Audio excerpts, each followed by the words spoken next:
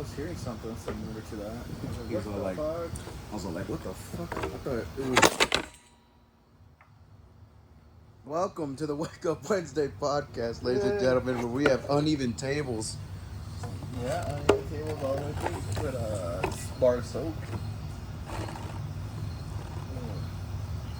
As soon as I sit down, the shit just rocks everything. I'm fat. Oh God, don't The fall trick this is time. not to touch the table. Yeah, it's a little wobbly, don't you think? Then again, this No whole promises thing, if I get a little tipsy and I forget. one day, this whole fucking base is just gonna sink. I feel it all just lean back. Oh, there's nothing under here supporting anything. It's just dirt. Yeah, it's just dirt. Yeah, you would think. There's no concrete. You would think you'd put even more dirt and level it out prior to putting it on floor, but you know, Jerry Rig Everything. There's an actual YouTube channel called Jerry Rig Everything. Really? Yeah. Well, I've been watching this one dude called Project Farms. Project Farm. He's awesome, dude. Like deadass. He probably got 2 for me, bro. I think 2 for you. Oh, we can. Well, On the do second that. one. We'll do that halfway. Yeah. Yeah, we'll do that halfway in it, man. Because, you know, they get a little warm out here. Yeah. The best cold. It goes down smoother. It's definitely more thicker when like frozen cold, you know? Yeah. That actually is one of the things that Project Farms does. Dude, am I spinning this whole cap? Or I have to am sometimes bite it open to like uneven it, and then maybe I wasn't squeezing hard enough here. it's slippery. Yeah, now I feel like if I just put any type of weight on here, this shit's just gonna fall. Oh yeah, most likely. Did you see if it was censored Um, after you fell? It actually looks like it's on an angle. It actually looks like it's on an angle right now, huh?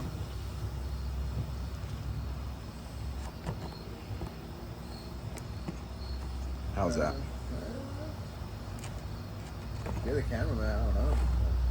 I mean, it looks good to looks me. good? Yeah, I mean, to me, it looks pretty damn We need a good. mirror behind there so we could see. I mean, there's a live person there. Well, the thing is with iPhones, they have a grid. Like you can have lines, and then that way it's nice and straight. But let's be real with ourselves. How many people are going to watch this podcast? Like a on 5? About 5, maybe 10 people. Yeah. But hey, cheers to the growth of the channel. Cheers and cheers to Halfway you. through the year, ladies and gentlemen. Let's do this.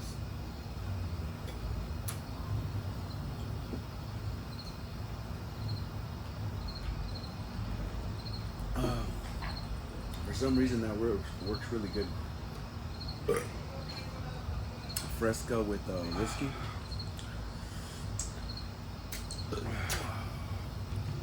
It's a more champagne. I don't think it's been a minute since we recorded one out here. A little quick update. Oscar has invented a new fly trapper, ladies and gentlemen. If you get this is the most disgusting thing you'll probably ever see. If you get your whiskey bottles and you kind of just leave a little bit of whiskey in there, just like that much, And then just put some whatever you water. don't drink, put a little bit of water and just set it aside. You can just hear that whiskey working its power on my goddamn tonsils. So like these 2 bad boys are going to be the next fly trappers. Yep. And all it takes is literally just leave them somewhere, you know what I mean? And flies will be coming in, cannot get out. I remember how many we could get by the end I of the night. remember coming out here, he had like 6 of these bad boys. Not All in my one little day. experiments that was going happening, man. Call them experiments, but tell them what you did, dude. What were you like? What were you? What was your hypothesis? Like when you first saw one fly go in and going like, maybe that's just coincidence or, holy shit, this might work. Like what was the epiphany? I was like, all right, you know, there's some sugar in this. They're flying to Because it, it's a liqueur, but not liquor. the moment they fly into the bottleneck, I don't know, the fumes of the alcohol or something, they just go haywire and fall to the bottom. And then once their wings get wet, it's over. Not here. I don't see the cats. So yeah, and then it was sometimes, like the first couple of times, I added too much water, and none of them came to it. It was way too diluted. So I was like, all right. What I learned was get a good, all that. Let it first get a good layer of flies, then add water, and then that will help them. The buoyancy will just keep pushing them down. I just got another theory pop up in my head. What if flies like the smell of other flies? Dead fucking flies. Because you're diluting their fly, like the fly juices now. Mixing with the... You see, this is what I mean. God fucking flies. If I put this bad boy right here, I feel like they'll gravitate. What the fuck is that? Is that a mite? No, it's like a Yeah, I like how he just stops midway, bro, while he's gonna move. Well, I mean, there's like a god hand just pointed at you. Look at that. Oh, look, it is Oh, a it's a spider. spider. Oh, the greatest spider. What do I do? It's a little baby spider. It's not doing anything wrong. I like how he just stops and... Oh my god! Oh, it's so sick! It's his little mini spider. Bro, okay.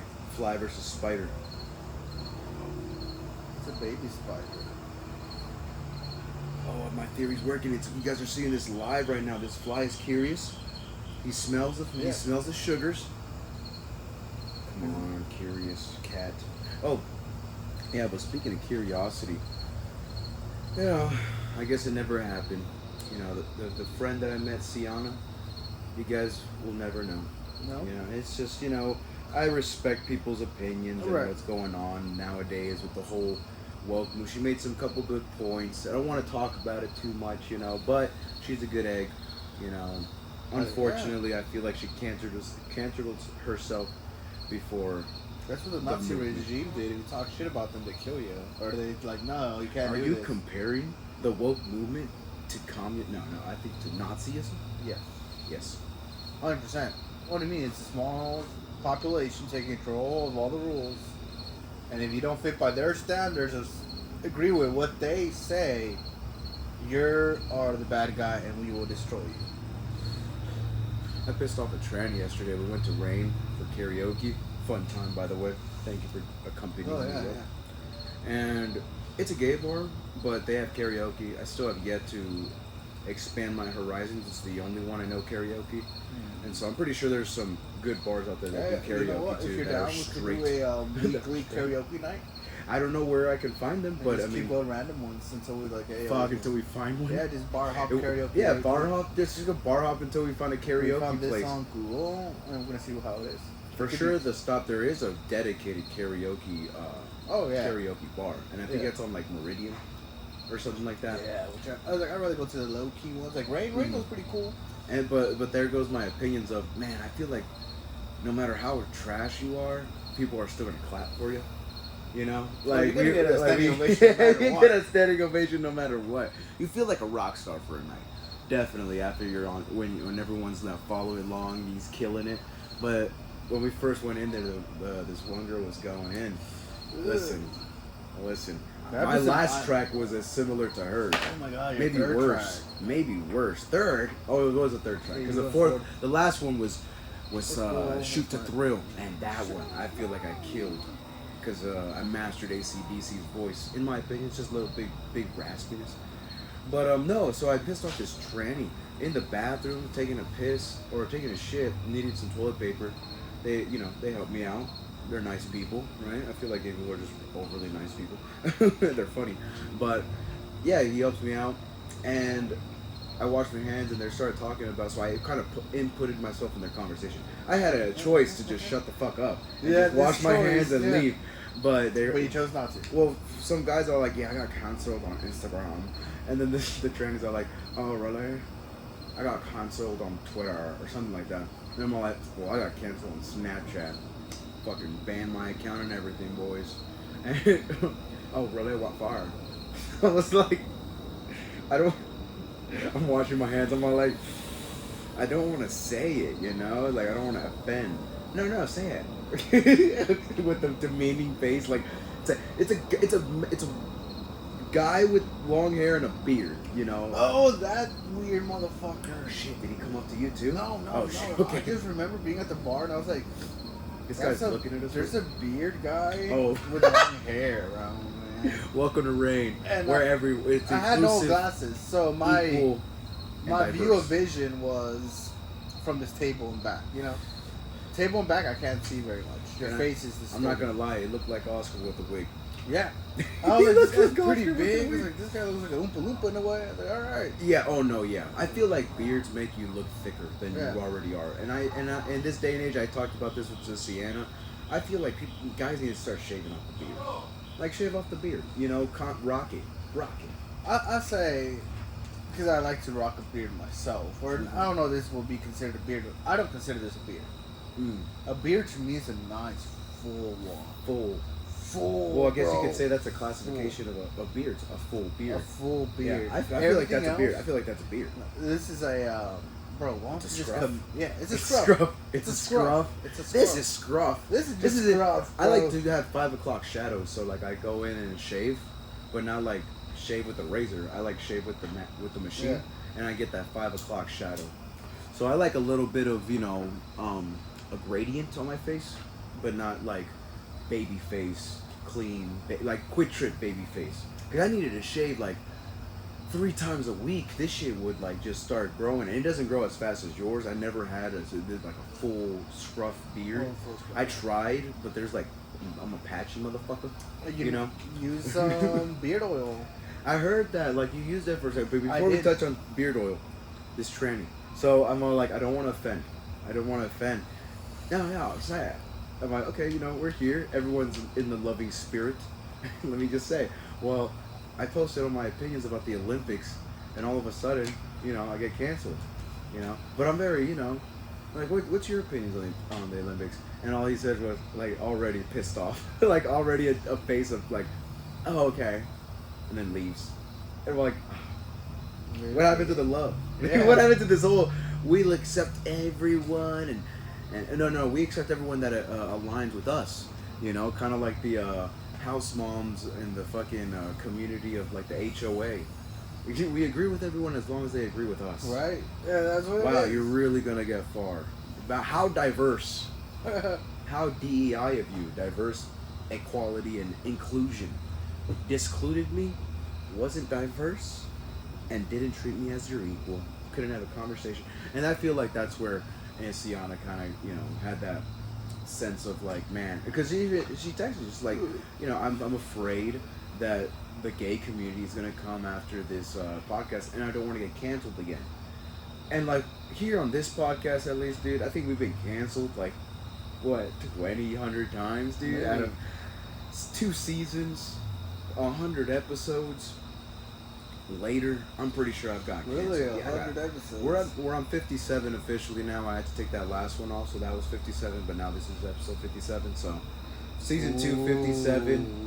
We're getting to the 100. We might hit 100 by the end of the year, so we have to do something special, for sure. If any of you guys are original viewers listening fuck. to this podcast in the future, 7-8 years, comment below or say something to us. Release that episode. The 7 hidden episode. The never got aired episode. You know what's crazy? When she texted me that on the road, first of all, I texted her, I'm like, I'm hurt.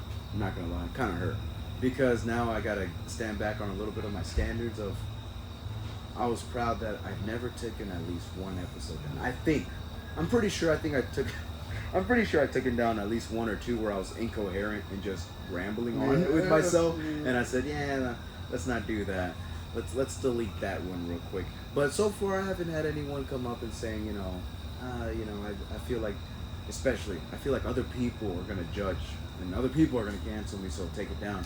Kind of hurt, but also opened my eyes to the deeper part of this LGBTQ community, and what she was saying during our podcast, which had a lot of great points, especially when I mentioned that lesbian on like TikTok, where she's all like, in the early thousands, I fought for the right for me and my wife to get married, and I continue to fight for rights, but now these kids are going too far.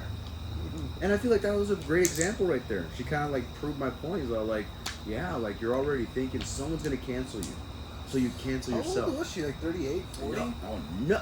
Whoa! She might watch this, bro. She was only 23. Well, you said she in the 2000s. Oh, the lesbo on TikTok that said that shit? No, yeah, she's like 40. Oh, okay. Like she was like in her 40s, yeah. So she was a 20-year-old when she was moving, forward with the, yeah, and You know, so like Oh, I got you. you have that messianic stage in your teenage years. I believe Carl Jung said it, where like you want to rebel against everything and make a change until you hit like 25, maybe 30, where you kind of accept who you are instead of trying to work for other people. You kind of start accepting, no, wait, maybe this is the way I am. I should stop trying to build a fortress for others. Let me build my empire. Once I'm stable, I can start building for others because now I'm stable. You know, the baby You're like steps nobody prove else, that. yeah. The baby steps prove that. You know. Oh, and one of the things I love about the baby steps is that they teach you without teaching you. So we were talking about this the other night. It breaks habits prior to even wealth building, and Dave Ramsey says this crystal clear. He's been teaching this since like the '90s. Literally doing these seminars, like those little the business summit that you went to, the success summit, I suppose. Yeah. He's been doing those for like years, 30 plus years. To get a couple tickets for us. I'm down to get some tickets for fucking. I think it's in Denver next year. Wait, for what? For his his summit. Yeah, I seen summit. that too on Facebook. Yeah, Yeah. I'm down. I'm down. Honestly, I learned more than I thought in the business summit. Well, I just got a part-time job, and so that's gonna allow me some stable income, but also on top of DoorDash. So I'm taking it seriously. I don't know if you realize this, but I don't have a gold chain on I haven't noticed. because I sold it. No way. Got to. I don't have kids, and there's a fly on the camera. Like, I don't have kids, but when Dave Ramsey says sell the car, you're broke. Start acting your freaking wage. I looked at my gold chain and I'm all like, dude, I bought this in February after I got kicked out from the roommates, and I was trying to symbolize symbolize some type of I'm still okay. I'm still here. I got it. I'm still hard. No, I got it, and I got it more than you. Getting rid of that chain made me go like, no, yeah. Now I'm not looking at other people's chains in the streets. You know, for some reason I had this thought You're of a like, chain snatcher? no, like look at just like oh, he has a sterling silver chain. I have a gold one though. Yeah, that type of thinking mentality to where like, well, holy shit, let me sell this because that's a habit I managed to get. Let me go ahead and break it by doing the ultimate sacrifice. Selling a chain that I can't afford because I'm broke. I'm in debt. I think a lot of other people need to take this thing called net worth more seriously. You know, like net worth. What's your income minus your debt? It's a simple arithmetic. People don't want to do it after high school, right? But I feel like it still really carries weight as you grow. When that term, net worth, scares people away, I'm sure. A way that I like to think about it is, what's your value to America? What do you mean? I could tell you there is a mathematical way, and a simple one, to know your value in America. What do you own? How much do you owe? And what's yours? Assets equals liability minus owner's equity. Well, I own my house. No, the bank owns it. Are you making payments or is it yours? I make a payment. Oh, okay, so the bank owns it. Yeah. You know, the borrower is always slave to the lender. So don't you forget that. Don't you be forgetting that. Like as soon as my Toyota, $300 payment every single month, to where it's an $11,000 car off the lot, but $6,000 on Kelley Blue Books. Yeah. But with the interest, if I was to pay the minimum payment, $20,000. What? If I paid minimum payments for the next 5 years, it's a $20,000 vehicle. Well, $360 with interest. Yeah, What do you mean? 16%. Well, the calculations are there, 60% dude. The calculations are there. Damn. Well, it was off the lot, you know, it was like a small business, you know, and he had his own dealership, and I decided, let me get it. I need a car. I got the down.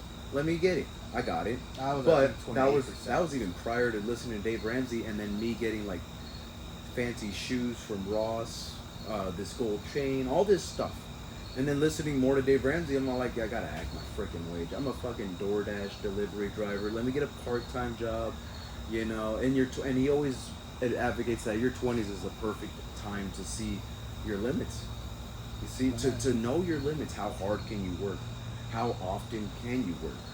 You know, what are your and that's the Eric Erickson's psychological stages too. Is all like I think from 20 to 35 is the relationship era, where you start to figure out what you like, what you don't like, your relationships with families, people, your standards, all that good jazz. And so some people learn it quicker, some people don't, you know, and some people are in their 50s still kind of in that stage of like, I'm still in debt, I have 2 ex-wives, and you know, God help them, I'm praying for those people, but I think these tools are here. You know, Dave Ramsey went through the sacrifice to give these tools for free on his YouTube. Why take advantage? The one thing I like about his podcast, if anybody hasn't listened to the Ramsey show, all his podcast is him answering phone calls. Yeah, I love It's it. a radio show. It's similar to a radio show. He was on the radio in Atlanta. Just call in and I'll say you're a dumb fuck or not. Oh yeah, I'll give it to you straight. I love it. And I was like, and I've been listening to. I was like, damn, no, I might have had that idea. Hey, that could have been me. You know what? Dang, I'm happy I know what not to do or what could see what's going on. Yeah. So hey, anybody listen to it? As long as you take one thing away from every podcast, you have nothing to lose. Well, here's my idea when I start out my clinical practice as a therapist is I want an office, but there's going to be different offices within the office. So I want to build it. I want to go all the way. I want I'm here because I'm struggling with mental health. I interview them, see what's going on for a month or two, and then I get you to the actual professional. It might be a money issue. Let me give you to Wendigo Financials. He knows baby steps, Dave Ramsey. He's in contact. You know, I'll get you to him because I feel like that's the first step, and then come back to me. Hey, one day if I'm certified Ramsey consultant, that'd be pretty cool. There you go. I think you're gonna get there. I think you're gonna get there, dude. Oh fuck yeah! Certified Ramsey. So people. The thing is, it sounds smart. The thing is, Ramsey is so humble and generous. You know, the only way to peace is with the Prince of Peace, to where he's a middleman for you. Once you're a dedicated consultant, he literally advocates people on the phone calls, going like, "Well, go ahead and call someone on our list of financial advisors in your state, which are Ramsey certified, and they will get you help." You know, they have the heart of a teacher, so they won't just tell you what to do. They're gonna actually guide you through the steps. We like here at Ramsey in Atlanta, or I think either Memphis, Tennessee. We can't do that, but luckily we have people like-minded like us around the United States of America that will help you, and they're certified Ramsey. They follow the baby steps. They're on baby step 5, 6, 7. You know, maybe, and they obviously were in the position that you're in. But no, yeah, I want to have an office to where, okay, it might be a financial issue. You know, you're in debt and you got other things going on, right? I feel Wendigo Financials, Oscar is your best route right now, and then come back to me. Or maybe it's a spiritual issue. Well, I got some Hindu guys. I got a priest on the other side of him, and I got a Buddhist on the other side of him in my office. Go ahead and visit. They're on the 3rd floor. Come back to me when you're ready. You know? What? Yeah, because I like my fucking hotel shit. Yeah, I want my minor to be neurology too. So I want a bachelor's in psychology and a minor in neuroscience. Sounds like you just want to run a clinic then. Yeah. Oh yeah. I want to run it. No. Well, the thing is, people don't understand is that like we're in the land of opportunity. I don't want to get a check signed. I want to sign checks. What's wrong with that? People going like capitalism is so bad. You're capitalizing on people. What? I'm providing food and shelter for these guys via a check, a signature that I signed because it says that they work for me. I say, are you mad at the wolf for eating the sheep or mad at the flock for not running fast enough? You know what I'm saying? Why is this? My boy on this, he is quoting so much. I think I got a short. I found it. I put it as a YouTube short, bro. Yeah. When we were talking about like, don't put God. I don't know what you said. I don't understand that. Don't put God's name in vain. Don't put the highest form of responsibility as a blame. I can't go out tonight because I'm working too hard. Just say no, I can't. Yeah, you're the herder.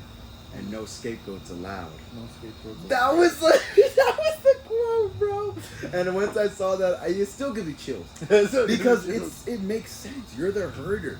No scapegoats allowed. You know. Yeah, you can't. You voluntarily. Yeah. I don't know how to herd sheep or anything, but if there's one with a limp, I think you got dinner. Other than that, you're not gonna keep it around much because you got more. So if something around you has a little bit of a limp and knows it's gonna be a burden, take it out the life. Take it out your life. Literally. Take it out. Yeah. Why not? Why not? Debt. Debt is such an Jesus Christ, mate. Oh God, that Did a fly get up in your nose? There's a lot of fucking flies. But debt is like one of the biggest burdens a lot of people have because the borrower is always slave to the lender. So in my opinion, if you make that sacrifice and just put everything you got in the baby steps, save 1,000, you got 1,000. But now live on rice and beans, and rice, and start piling on debt. I sold my chain. Made me look cool, made me look cool. But no, yeah. Like it's gonna get me to pay some bills this month, and this part-time job's gonna provide me extra income, and hopefully this car gets paid off by next summer. Nice. While I'm in school, and then the only thing else is, I think collections I'm gonna put on the back burner for a bit because I really don't trust these Indians. What do you mean? These collections agencies. Well, you be the one to call. No, yeah. The thing is, they'll keep calling me, but I'll obviously have to call them back and not answer. But when I'm ready to negotiate my $900 credit card line, that's not even from the company that's calling me, but a collections agency. $200. Bro, I have $200. You know what I mean? I'll say $100. I got $100. The gatitos? No, there's no cats here. No kidding. For the second time, they're not here. They're probably sleeping. Ya se durmieron. But yeah, I feel like, I still have yet to do more deep diving in the literature and all that good jazz. But definitely I really do feel like after you get rid of some debt. I mean, the John Deloney show, who's on the Ramsey team, the young guy who's a psychologist there, he did an interview with Jordan Peterson, which is actually very fascinating too, because he has his PhD as well, so they're both doctors, and so they recognize each other as colleagues. And yeah, it's all like, he has his own show where it's not even about debt, it's about mental health. It's wild. It is fucking wild, the calls he gets in. That's not even pertaining to Jordan debt. Peterson? No, just him, John Deloney. I just meant, 26 minutes in, Jordan Peterson. But no, it's because Dave Ramsey got Jordan Peterson on his Summit? His auditorium. I think it was a summit maybe, but he has an auditorium inside the $100 million estate complex that he has for the Ramsey. Dude, you can go to Ramsey complex and just be there for like the debt-free screens and everything. It's free. They have coffee for everyone. Really? It's free. Oh yeah. It's Nashville, Tennessee though. Yeah, so if like one day I do the debt-free scream, I'm gonna have to obviously go out my way. But here's the thing. It's not out my way once I got it. Once I'm on baby step 4 and out of debt. Yeah, I can get it. Let me get a $200 ticket to Nashville and go out there, and I was, this age, and I started listening to you. It took me 4 years, but we're here. Don't own a home. I'm saving 15%, and I'm debt free. Oh shit! There you go, right? Woo! Before you're even 40. Come on, a millionaire by 40. I feel like a millionaire by 40 at 26. Especially with an aggressive investment tactic. I'm pretty sure there's going to be more opportunities out there. Oh yeah. To really like put gasoline in the fire of your investments. But the net worth on a lot of millionaires that they studied is mostly investments. They have a paid off house, so that's an investment, or at least that's a part of their net worth, which is like 250. So already a quarter of their net worth is in their house. Their 401k, all that stuff. But as far as what is in their bank account, it's like a percent, like 10% that they have from their actual net income in cash. Appa! Be quiet! Jesus Christ. I think he has Keep it down. I think one of the cats has a rat. Oh shit! What if Simba finally killed the cat? And he wants to present it as a gift to my dad. My dad's like, What if eat it somewhere else? What, Take not it not somewhere not the else." mouse. What if he was just playing rough with the kitty? We opened up the podcast with that.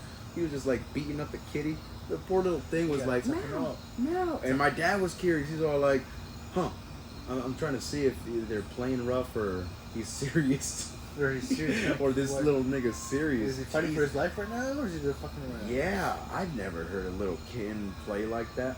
They're meowing right now. What is going on? No, that's. Yeah. Yeah, they're meowing. What the fuck just happened? Well, that's the mom or the. I think the mom. Bro, I think Simba finally did it. He finally snapped on. I think he eliminated the pinta, dude. Are you The grieving? male, No. There's only one male, two females. He eliminated a male. The competition. And also back here going like, there's nothing I can do. Well, I didn't see If I kill that Simba dude, I'm fucked. Yeah. Like my position here is fucked. Guess I'm gonna what? get ruined. I'm gonna get ruined. Like, I know people more than his life that died. Alright, so reach that mark. Yeah. Like 3. Literally. Okay, I think you got enough. Yeah. Jesus fuck. Out of all the dogs, I think how much dogs do we have? 7? Also, cover your ears. Yeah, we had probably 7. The longest one was Chocolate, and unfortunately, I think he just ran away, maybe he ran away and somebody found him, because like the story behind that is that Eddie and Tony were in the same neighborhood where Eddie was living, where we lived, and they stole him because he had a collar and everything, and he brought him back over here. So obviously he's not in the neighborhood, Yeah. but now he's back in the neighborhood, and maybe the original owner found him. No. He got caught by the pound. Ah. And the pound's like, hey, look, we found this dog. He's getting old. You guys want him? And my mom's like, nah, you can just keep him. We euthanize him. Goes, okay, that's what we'll do. Damn. He died of Euthanasia. Yeah. It sucks. It sucks, but no, yeah, we've had a pretty good handful. All of them managed to either run away or get caught by a pound, but also has been sticking around. He got ran over a couple times. Not ran over, but like sideswiped. Yeah. And I was there for one of them. I witnessed one of this asshole, dude, literal asshole at the other house also like got out, and he was running across the street, and this fucking SUV kept like going, like it's a 20-mile-an-hour zone, and I don't think he was going. I think he was like on 30 maybe. Damn. But yeah, also like it was almost like a football, like a tackle. It looked like it, like also was tackling the thing, but no, he just SUV didn't slow down for shit until he finally hit also, and he like rolled up in the street, and he came back to me not limping or anything, but he had like no hair on some parts and like bleeding a little bit, so he got pretty roughed up. Yeah. But the guy stopped, didn't get out of his car, and just kept going. Oh my! If I had a car, because I think I was like 15, 16, even when I was 16, I don't think I had a car. But if I had a car, I would have been like, oh, so get the fuck inside, and I would have just. This guy's You think you're gonna leave? You think you're gonna get away with this after shit, dude? hitting the You're such an asshole to a dog too. Yeah. Oh my god! I don't want to get sued. They're driving away from a fucking crime scene. He's avoiding. That's a double crime. That's right a there. hit and run. Yeah. That's a hit and run. It's double the crime. Yeah, that reminds me when you gave me the Dodge Intrepid and I hit and run. I got a hit and run. You got a hit and run accident. You hit somebody? Dude, it was the lightest tap ever. Now that I'm thinking about it, because it was like 10 years ago. Okay, maybe not 10, maybe like 8 years ago. It was around my senior year. And I was going to the Alejandro's Mexican fast food with the homie for lunch. Come on back, and I was, trying to see what this V6 can do. And so obviously, 18-year-old kid's gonna rev that shit up in the fucking street. And we were going fast back to school, and we were only about a half a mile away, and this Chrysler was turning on the right. He's going right into a fucking street, and he stops, and so I stop, but I'm like nose to tail on this guy, like that far apart. And he's going, right? There's no brake light, and he's finally turning. But I'm so close to him, he's going so slow to where when I put my foot off the brake, it goes a little bit faster than how he was going, and so I bumped him. A little love tap, but it felt like, it felt fucking like huge. And so he stops, I'm stopped. He pulls a little forward, like if I'm gonna follow him, and my homie's just like, go, go, go. I was like, and I just go, and then there was traffic. It was like we're nearing a main street, but I see a parking lot, the Ace parking lot, and so I want to turn into the parking lot, and my steering wasn't as good at the time, and so I make like 1.5 turns into the parking lot, so I don't make that 2 that I needed to like do a nice little drift in the parking lot and just hightail it to the fucking school. And so I like jump on the curb and I crack the oil pan. Oh damn! And I'm just a sitting duck. I try to reverse, the car's smoking. Just turn it off. The guy catches up, pulls up. He's like, "What are you doing?" I was scared out of my wits. I literally, I'm like, "It's okay, man. I'm calling the cops now, dude. I'm sorry for whatever I did." It was an easy exchange of now thinking about it, could have been just exchange of insurance and tow truck. But I called the police. They pull up and they question him, question me. Guy ends up not having insurance on his car. I have insurance on the car, but it was liable only. But the cop pulls me aside, and my friend, what a friend, leaves. He's like, "I gotta go back to school, I can't be late." Fucking dips out, and I'm right there just like crossed arms with the guy I just hit. Oh my god. Even with the accident with Jesus after he left too, he's like, "I gotta go." It's like, damn man, I'm just here waiting for my parents, to come through this accident scene. But no, on that part, it's all like the cop told me, he pulled me aside, he's all like, you're 18, and what you did, even though it wasn't as big as you think it was, it's still considered a hit and run. So technically I can take you to jail for a hit and run. You think he was trying to scare me. Yeah. And he got me too. He got me on that shit because I'm all like, "Oh, thank you. Cops are so good. They're on my side." Yeah. But yeah, it's crazy. The guy ended up not having insurance on his goddamn Chrysler. So He was more fucked in general because he came and I think he looked at the situation going like, "We got bigger fish to fry here." So you're just an 18-year-old. Call this towing company and they'll tow it, and I ended up having to pay $60. I thought it was a free thing. I thought the cops, like the city, pays for that shit. What? Until the car got back home and they're like, "You got $60. Like it's gonna be $60." It's gonna be $60. Oh shit, Mom got $60. $60. Fucking dead. And at the time I had the McDonald's job, so clearly I couldn't afford it, but it sucked. Yeah, that was a harsh spring, I believe it was. So. It was spring, Yeah. Well, what's crazy is like even after like all those times, the Chevy Cruze is the longest car I've had without an accident, and the only reason I don't have it is because of the fucking tow, not paying the bills. But other than that, knock on wood, been doing pretty good. The car you have now is better than the Cruze. The Cruze is a little bit, man. Chevy, do not get anything American made right now. Don't. They had to recall 2022 Toyotas, 2022 Ford Explorers, because they still fucking. Even Boeing airplanes are starting to, come apart in the air. Like nothing American made right now is actually like worth, like dead ass. I think Hyundais, Toyotas, Hondas, they're always gonna be king. So like. Oh yeah. No, invest in a nice car. I think Boy wants to buy a Pontiac, another Pontiac. Pontiacs are good. They stopped making them, but for a time there, I believe when they stopped making them in 08, I think it was 08. I think it was like I feel like it's in the 10s. In the 10s? Okay. So around the 10s, they stopped making them, but before they stopped making them, they were still good. Like, they're a reliable vehicle. And I think those are American made. One of my favorite cars I always wanted, and I was always in the market for, was a Pontiac Bonneville. I almost attempted to buy one. It was all janked up, but I really wanted it because it was super cool. Inside, it was all like pretty low to the ground already as is, and the clock did like a digital projection onto the mirror, and you could see like the time on the bottom, like it was like that red digital shit. Yeah. And then you could see the time. And that's it. And then the whole entire radio was pointed towards you. Like it was like a little cockpit. Mm-hmm. And then passenger, of course, but like everything was custom to you. And like you just got it, and you looked like a little rocket ship. I was like,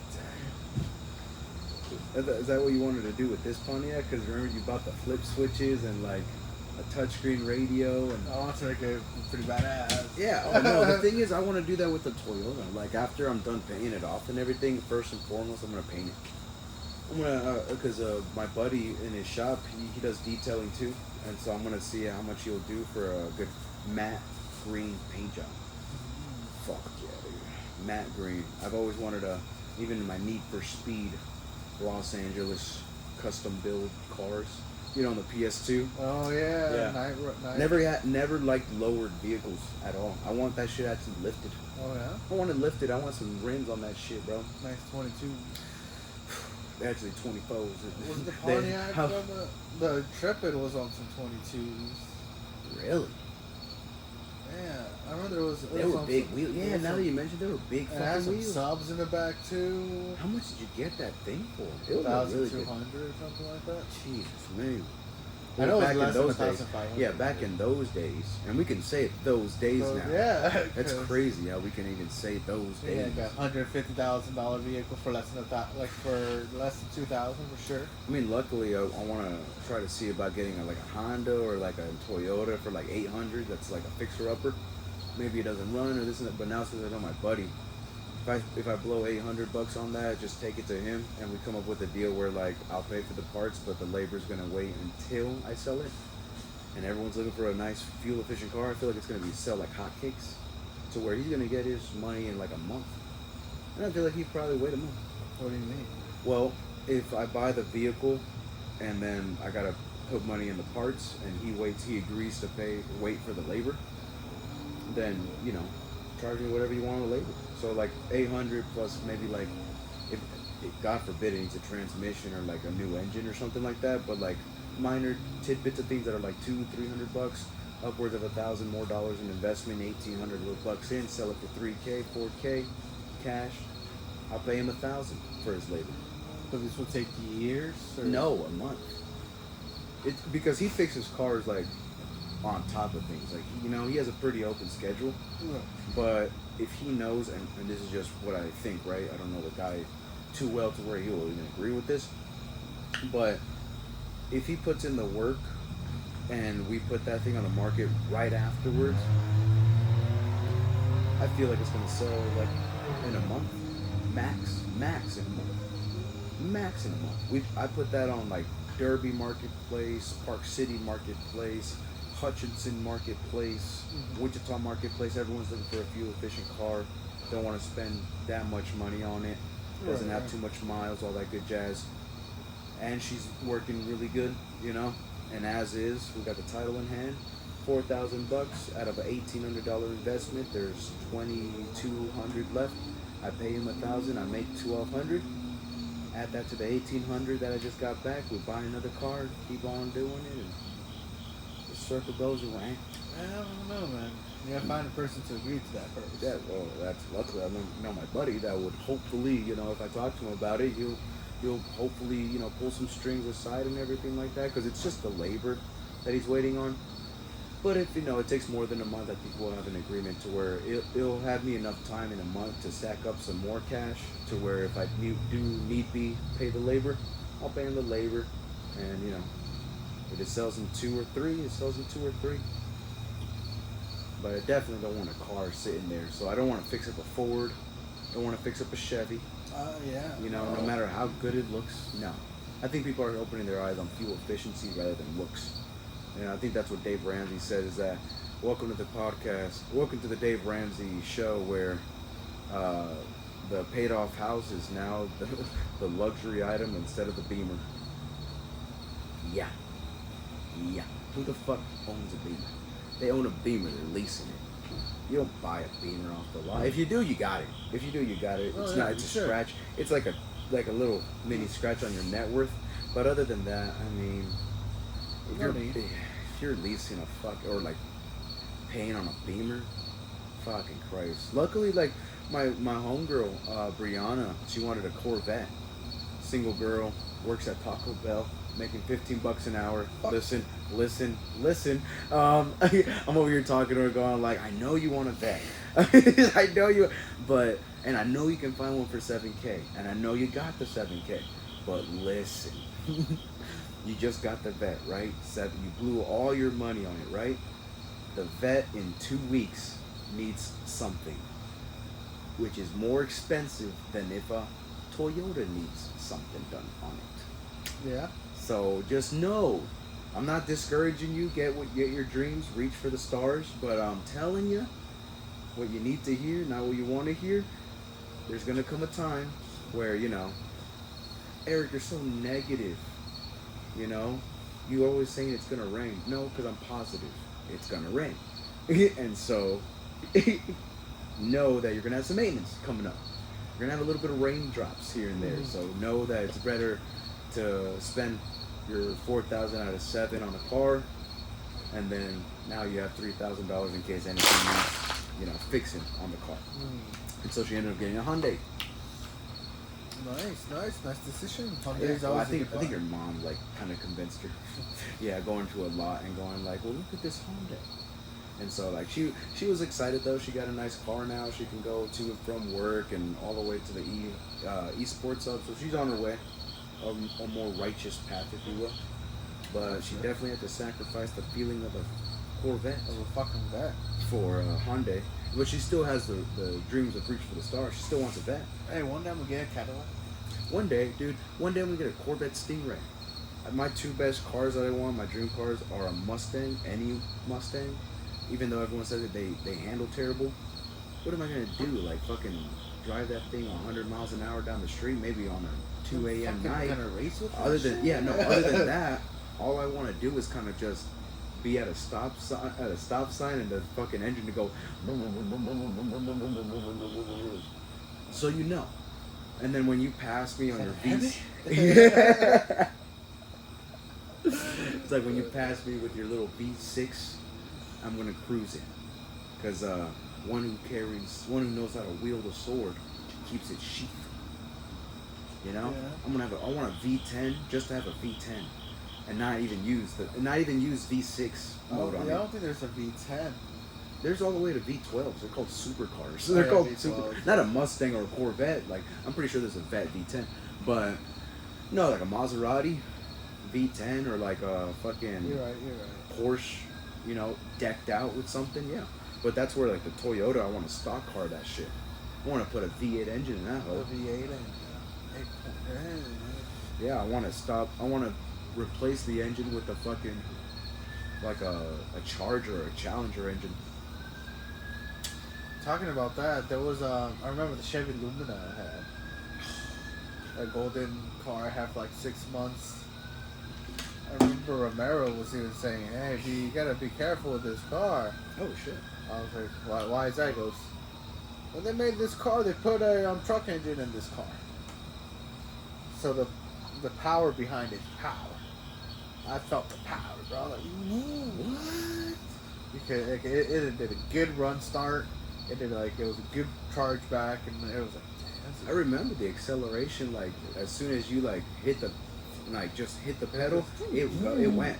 This Toyota, I hit the pedal. It takes it's that little climb to it. Yeah. But no, now that you mentioned that, Lumina did just kind of go. I was like, if they put a truck engine in they that, said this engine was designed for a truck, but they put it in the Chevy Lumina during that year. So what you're saying is, that Pontiac out there, we got to put a truck engine inside of it? Why not? You gotta change the transmission with it. Holy shit, dude! Why not? Why not, dude? Make that Pontiac a fixer-upper and flip it. Put a little bit of love and tender care in it, and then just flip it. Now you got some money. It's yours. No, my problem. Whoever bought it from me. Oh, he bought it from you. Yeah. Oh, You're shit. $500 for it. That's a good deal. That's a good deal. That's a steal I deal. bought a whole bunch of weed that day. I was a happy camper. I was a happy camper. And in Denver, and I was like, yep, for the next 2 days. Oh, Yeah, Jesus it was a nice Christ. day. And yeah, so it's not my problem. I don't know. I don't care what they do. I thought it was still yours. No. You just like letting him use it for a minute. So like a Cadillac. I mean, why did you get? Well, obviously it got towed, but so you still want a Cadillac? What's up with the Cadillac? Why is that like the end all be all for you? It was the first car that I was able to get by myself. It was an '07 Cadillac STS, silver. CTS, I think It was an STS. STS. Yep, I am a fan of the STS because it was a push start. It was leather seat. I think it was heated. It was luxury. It was luxurious. My first luxurious car. I fell Well, in you love got the with it. Jaguar. Talk about the Jaguar. No, talk about the Jaguar. Talk about the Jaguar. Why not, bro? Talk about how you fucked up on the Jaguar. Did you Yeah. ever get it, like, your money back, or what happened to it? Well, let's see what happened to the Jaguar. The Jaguar. I bought the Jaguar with Tony's help. 1,500. It was a white one. It was beautiful. Yeah, I remember it pulling in the lot. And then them popping up the trunk and saying, man, You look fucked at up. this fucking tape here and Yeah, oil yeah. stains everywhere. It was like, this is a Mickey Mouse fix everywhere. This thing's about to crap out. Mm. And then, like, I'm happy. I drove it for like a week and then it started crapping out. And How much was it for the fix? I'm trying to think what happened. Sent it to Romero to fix it, to do a Mickey Mouse fix, to do a temporary fix to the engine, that it was like fluctuating like constantly and it wasn't accelerating. And he goes, yeah, it needs a new whole entire new engine or transmission. One of, I think it was transmission. Either or. Sounds like a fuck. He goes, yeah, it's not regulating properly, and it's so I could do this temporary fix for it, and then you could sell it. It'll be somebody else's problem. Shit. And I was like, all right. Found this guy on Facebook Market. I said, hey, this is the card. Buy as is for $1,000. I'm gonna buy it for my daughter. Blah blah blah. She's gonna be so happy. I'm like, it's buy as is. And it was a Mexican guy. So I was like, yeah, man. Did he ever come back at you? Oh yeah. He came back to the house. He called me. And said, hey, you sold me. Blah blah blah.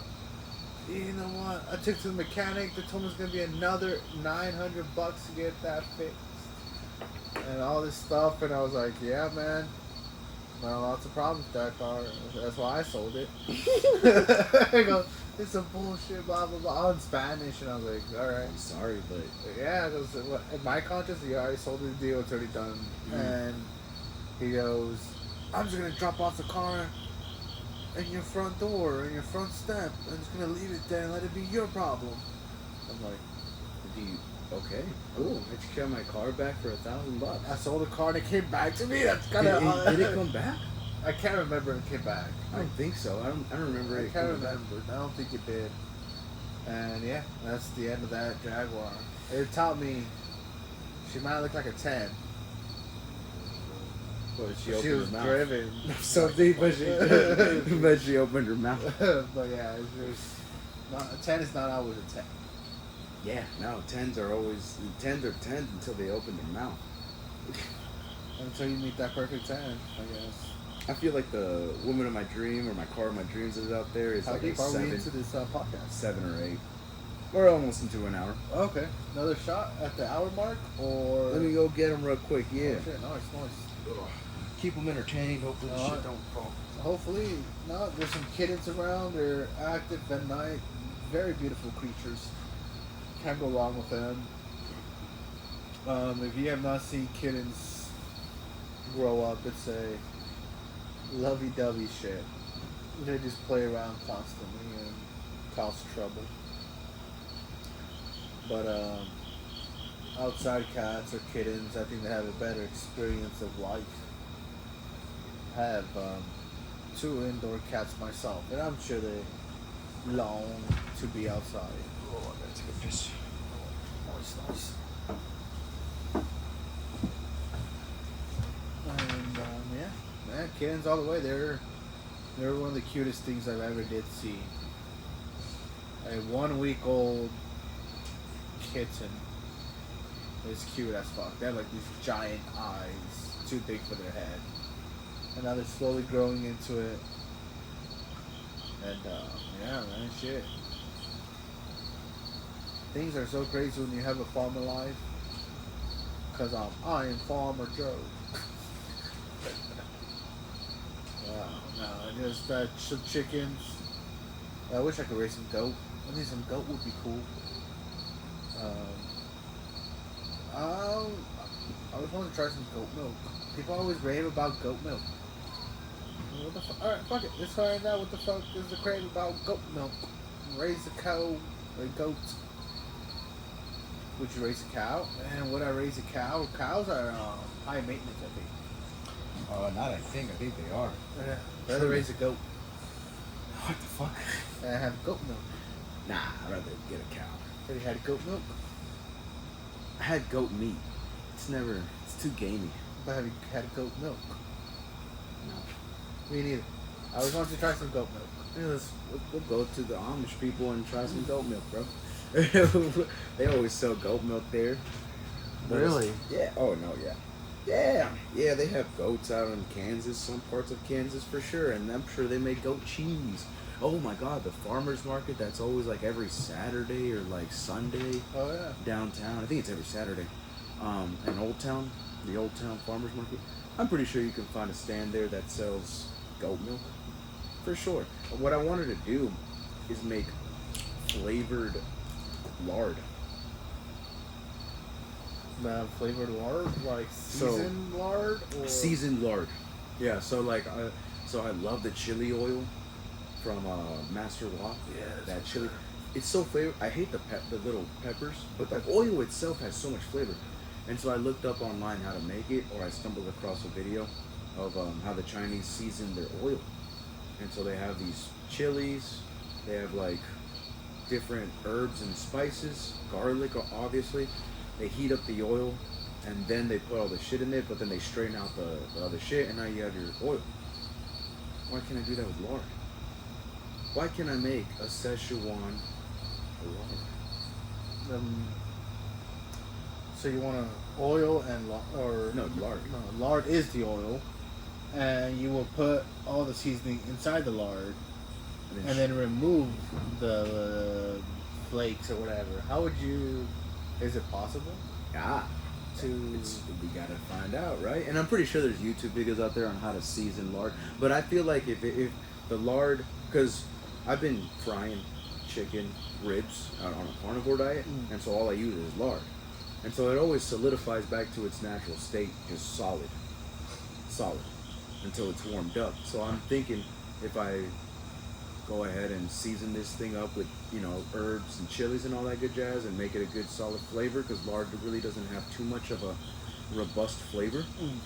I know they use oil because it's like neutral, but if lard has some type of flavor, we can go ahead and work with it, and it just solidifies back into lard, but it's like a different color, like a red lard probably because of the oil and all the coloring from the herbs, but it's seasoned. Right? All you gotta do is put salt. Make some fucking Szechuan eggs in the morning.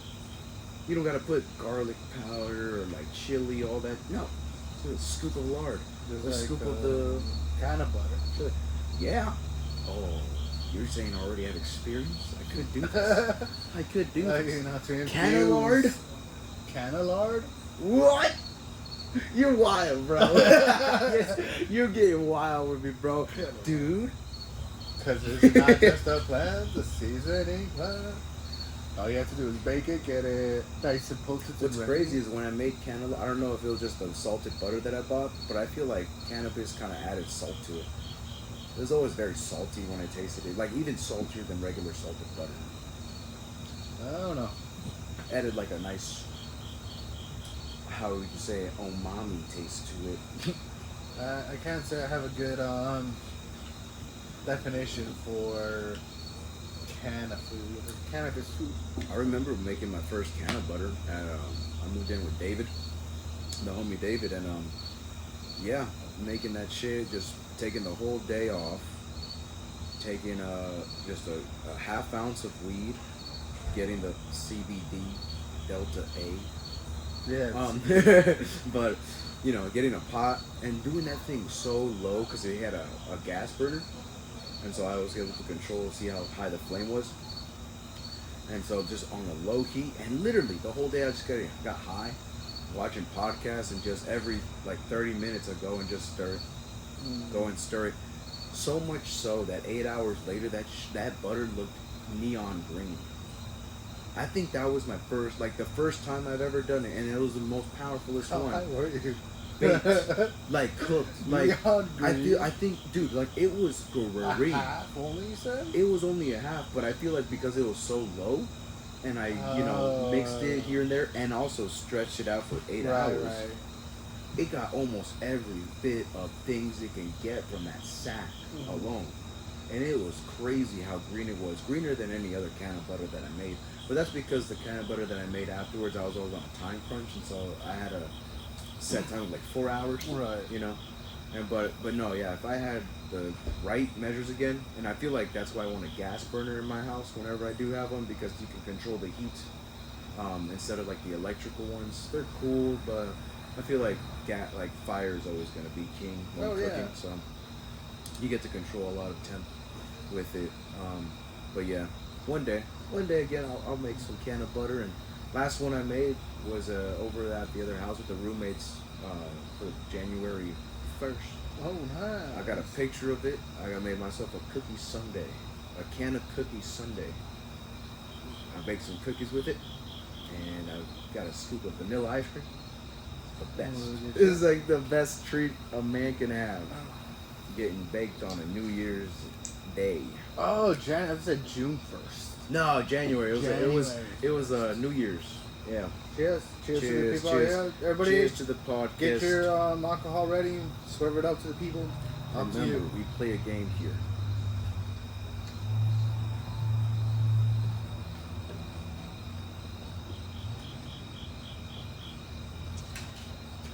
I did it again. Oh, yeah. Oh, it's gonna sting my throat. I can feel it. I can feel it. I chug it for some reason, like if I'm chugging like water. Like I open it, close it, open it, close it, open it, close it. No, I think I just need to just keep it open and dunk this shit. Stop being a pussy. With the bottle, I like to put my head back, take it down, hold it in the back of my throat just a little bit. Don't swallow it as it's coming down, but gather it all first and then dip it down. That's what I did. I think if I'm doing what you're telling me to, I think I did that and my throat got damn near closed up. The trick to that though as well, don't breathe. Oh shit. Breathe until you have to drink water or something. Because then you get to finally breathe through your nose, and that smell of alcohol goes away, and all you get is the taste of that honey. Because the first thing you usually get is the smell of the alcohol burning. Yeah, like, so yesterday at Rain, I ordered a whiskey with Coke. It was delicious, but obviously, like, I'm a fan of whiskey. It's a good sipping, but I think I like my whiskey neat. Yeah, I don't want it fucked up with other stuff. Put me some ice and some whiskey, I'll sip on it. Like we did the first, or not the first, but I think the last time we recorded on the podcast, on video. It was we bought those 2 bottles, pretty nice, damn good bottles, $150. And yeah, they were good sipping beer, or whiskey, Jesus Christ. Well, I mentioned beer because we went to the liquor store, and the guy was so nice. He's all like, "Come on over here and try it before you buy it." You got a tasting fucking thing. You gotta drive. You know we have to drive. Are you guys able to be liable for if we get pulled over? No, they gave us free shit. I mean, what do you expect when the wine testing? I always want to go to those to get pretty fucked up. I hate getting fucked up. Oh, I remember my friends from high school when I had them on Facebook, or at least like a bunch of them. I kind of re-added a lot of them, but I deleted my last Facebook and made a new one, and so I got to re-add people. But I remember back in like 2020, when I was 22, so like 2020, 2020, yeah. Post-COVID? Post-COVID, or post or pre? No, yeah, pre-COVID. So like 2018, 2019. There were, selfies at the fucking vineyards, the wine vineyards out here. Yeah. Right before the Kansas Star Casino. And I always just found those so pretentious. But then now after tasting some whiskey, I'm like, I see why people do this. Holy shit, this is actually nice. I get to learn a few things about whiskey and all this good jazz. And yeah, the different types of whiskey. One was thicker than the other. Yeah, I like the thinner one. You like the thicker I like one? the thicker one. The one a little bit of more of a bite. And that one was the most expensive. Yeah. So but he started saying this one right here is made out of 100% American corn. It's not mixed with anything, parted with anything. And I'm like, is that like the mezcal of tequila? Yeah. Because it can't be tequila if it's not 100% blue agave. As soon as it's cut with something, it is now mezcal. But I just learned something new too. That it can be classified as tequila if it uses at least 51% blue agave. It doesn't have to be 100%. And so, this one dude on YouTube, he works at a liquor store, and he's all like, well, if you're trying to look for the best tequila prices, here's your breakdown. It really doesn't matter as long as it has it on the label 100% blue agave. That's how you know it's tequila. Now, it could be parted, and at least if it has 51% or over, it can also be 100% tequila. But if it doesn't have that blue agave label, you're probably better off spending $21 on something that says 100% blue agave versus the Don Julio, branded shit that's like $60, and it's also 100% blue agave. I love me some Don Julio. And the process is the same. I feel like the only thing different is probably just like the aging, maybe. I'm not Don too Julio sure. I feel like it's the brand. is a compadre to me. They're both so smooth. I don't know how can they be so smooth. Now they're saying, hey, no, compadre, it is a Don Julio. I can understand if both of them are 100% agave. Because those two so far have been the only tequila that I'm like, damn, I could take a shot of this. Just straight shot, without nothing else. That one tequila bottle that Lombra, Ooh, really, it was really good. It was not too bad. That thing burned. I dunked it down. That thing burnt me quemó, and I was like, shoot, go away. And then fucking Me quemó. Yeah, bro. I still have yet to find a tequila that doesn't burn. That's why I don't like shots. It always burns. Something's always gonna burn for some reason, And like with the whiskey taste testing, he even, personified it, going like, you feel that nice. It doesn't leave too much of a burn, but he knows it's gonna burn. Yeah. The cheaper ones are always gonna burn more, and this and that and the other. So, but yeah, I'll say this: 100% American. 100%. One of the worst alcohols I've had was a fruit wine or fruit something. What? It was in Mexico. Yeah. And there was this table full of just bottles to pour yourself. So it's tequila and wine and shit, just whatever you want, just pour yourself a glass. So then there was this one with a whole bunch of dead fruit, it's defermenting On the bottom of the glass? Of the wine glass or what? throughout the whole thing. Oh. The whole thing was cramped with fruits that looked like they were fermenting. Huh. And that was the bottle. And I was like, what is this alcohol? I was like, well, yeah, you can get pretty fucked up with this. And I was like, is this what prison people drink? This is the only way some people would. I can only get my fix through a dead fruit. That's what it's made out of. That's what I know. That's what it's made. But it's like, but why you gotta represent it? Why you gotta put it to my face? Why you gotta show it to me? Yeah, don't Why put not a just give me restaurant the- in a butcher just- shop. You don't want to see the animals get killed. Basically, as it's like putting a cow carcass in the middle of a restaurant and then serving you up some T-bone, which I am an advocate of. Do it. I want to actually be right there going, that's what I'm eating. Well, no, that's a different story. That I can see, that's a bad. Well, I choice. feel like it kind of pertains to what you're talking, seeing the fruits actually in the bottle. You know what I mean, right? Is that what you're the fruits are in the fruit were bottle, in the bottle, And it's basically making itself into alcohol. And alcohol. Yeah, okay. And the longer you let it sit, the stronger it gets. I always thought, I mean, is that why you don't drink those fucking peppers in the bottles? You know how they stuff those for decorations, like the dried oranges, the dried fruit, like the peppers. There's like peppers in a bottle. What? And just for decorations. Oh, you don't I really see take it out. Yeah. You don't really take them out and use them. Yeah. Yeah. It's like, I think that's how I'm kind of envisioning this thing. Essentially, like, but there were like maybe 7 fruit in there. Like it wasn't like small just little packed in together. They were like whole fruits, maybe sliced in half or something. But you took a taste of it. And it was the most disgusting shit I ever tasted. It tasted like rubbing alcohol. Oh my god! I was like, oh my god. This needs sugar.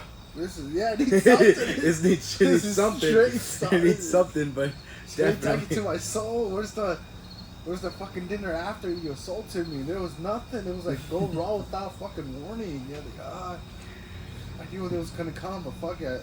I said fuck all the signs. I said fuck all the red signs. Fuck all the red flags. Yeah. We're gonna drink the alcohol. We're gonna drink this alcohol because you know what? It's alcohol. Well, when I went to Mexico and we went to Calvillo, which is the basic like marketplace, I guess you could say, or like a pretty good city, almost like a mini city, a town, if you will. Calvillo? Yeah, it's like a town.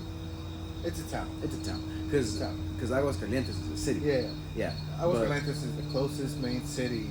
Mm-hmm. Well, not even main city. It has 1 million plus people. Wichita has 600,000. 500,000 max.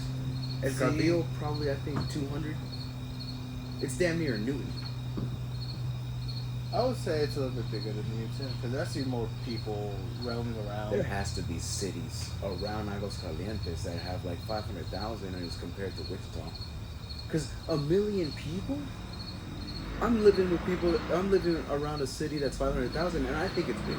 I think Kansas City, Missouri is topping at a mill. Really? Yeah. Yeah, no, because only Kansas City, Kansas is 100,000. We're the biggest city in Kansas, period. Yeah, oh no. Kansas City, Kansas is Kansas City, Kansas. Yeah, there's a non-natural border dividing it from Kansas City, Missouri, but unfortunately, guys, hate to burst your bubble, that's Missouri. And they're topping out at a minute. They don't count the extra 100,000. Okay, so we're the biggest city here. We're 500,000 people deep. Biggest city in Kansas. Yeah. We're really 500,000 deep here in Wichita, Kansas. Yeah. And Aguascalientes has a mill. There has to be surrounding cities though that are like 500,000. Yeah. Double the amount. The people that I saw there was New York level. How many? It's the people New York always City though. Walking. Yeah, but New York City is like the that's 1 million. It's double the amount of Wichita. If you go downtown at like 8 p.m. No, not even 8. Because I did a bike ride downtown at around 6 p.m. when it was cloudy, and yeah, those people walking and stuff, but more than there was 5 years ago, more than there was 10 years ago. So I'm guessing if we double that, we just double the 2 people walking around, it's 4. So if I saw like 20 people, double that, 40. 40 people walking, just casually walking around downtown, walking their dog, doing what humans do. Yeah, it's gonna be a big change of, pace, I guess you could say. But no, yeah, there has to be a couple cities surrounding Aguascalientes that are like a Wichita, to where like, why live in Aguascalientes? Let me live 30 minutes outside of town to a city that's around 500,000 deep. The next one I could think of maybe is Tabasco. Tabasco's pretty big. Tabasco? The one right on the other side of the mountain? Yeah. That's big? Yeah, it's like 300. 300,000? No. They have an entire statue of Jesus that they built. Yeah, but like recently. Look it up. Jamie, pull it up. Give it a goog. Mark Norman, bro. I don't know how you don't like Mark Norman. He's the literal fucking guy for one-liners. He's the one-liner king. What was I gonna give? Tabasco, Mexico population. Zacatecas, Tabasco. Because yeah, there's like so many different ranchos, and then there's towns, and then there's cities. But I think Tabasco's a town. I mean, El Calvillo, I feel like has more people. You need to be on Wikipedia. Or just Google. I tried to, they didn't give me anything. What? Yeah, but Tabasco, Zacatecas, population. yeah, that's exactly what I put. Interesting. They don't even keep a census. They don't even keep a census in Mexico. Oh my god, I feel like one of these kids are gonna bust their asses just like just take the wrong step and fall. Oh, it's right here. And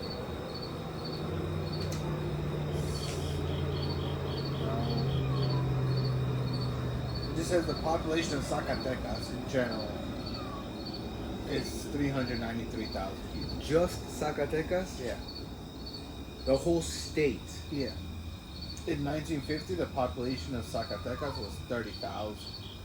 Now it's 300,000. Yeah, now it's almost reaching 400,000. Yeah. Bro, it's the whole state is smaller than Wichita.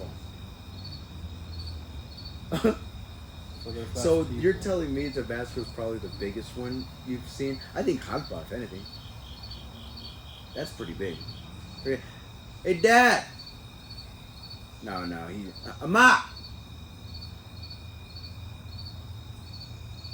Okay, they're not going to come over here and answer the question real quick.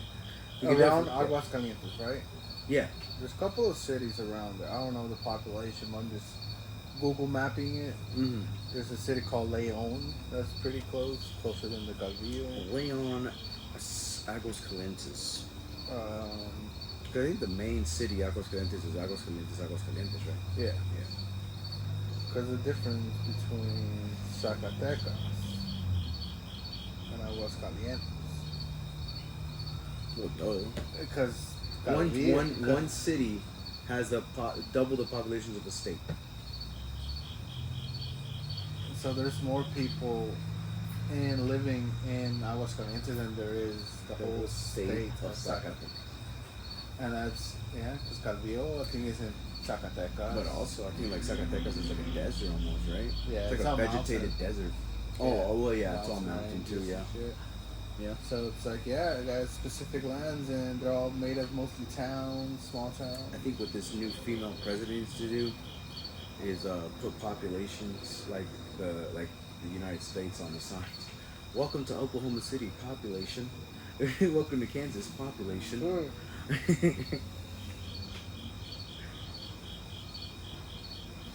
I've seen a couple of those signs too. It's crazy going. I've seen some people from Jalpa. Yeah. In 2020, that's where I get. There were 25,000 people living there. I think it's just all concentrated in one area though, because when we went for carne seca in the market, it was like fucking packed. Like people walking everywhere. I thought there was a lot of people.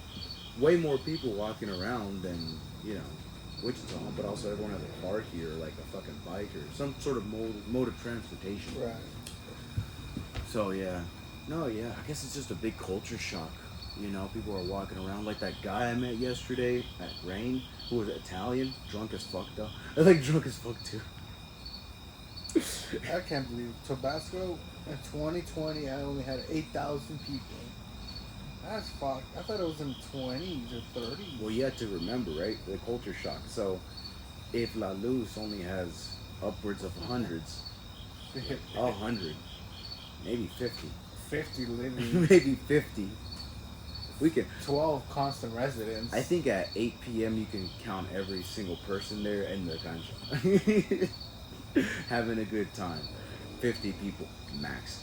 But yeah, 3,000 compared to that, yeah, oh hell yeah. Even with the rally for the presidential race for La Morena. Yeah, so there was a female president running, and she held a big press, or like a big, what do you call it, conference, I guess you could say. And it was at, not Jalpa, it was a different little town away from, what was it called? It was closer to Tabasco, maybe about a 15-minute drive away from it. Jalisco? Jalisco. Jalisco. Yeah, Jalisco, where they make the best tequila. Yeah. And yeah, you know, everyone there in the city was kind of just gathering up. The little caravans were coming through from different towns, bringing people along for the ride, and just, you know, we're gonna change. We're the first female president. We're gonna change stuff, and she won. She's the president? Mexico has a female president. No way. Presidenta. Check. Give it a go. Give it a go. Give it a go. Mark Norman is so. He had this one Kill Tony appearance where. It says Andres Manuel Lopez. Is she vice? I know she won.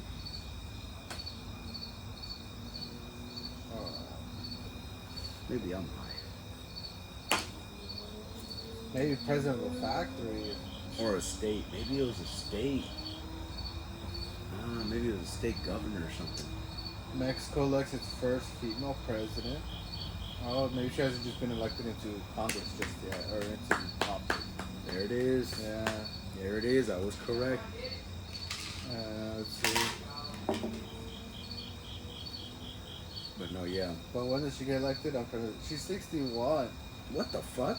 She looks way younger. What? Then again, brown don't drown. Oh, no, never mind. Oh shit. I ain't gonna say that remark again. She's not 61.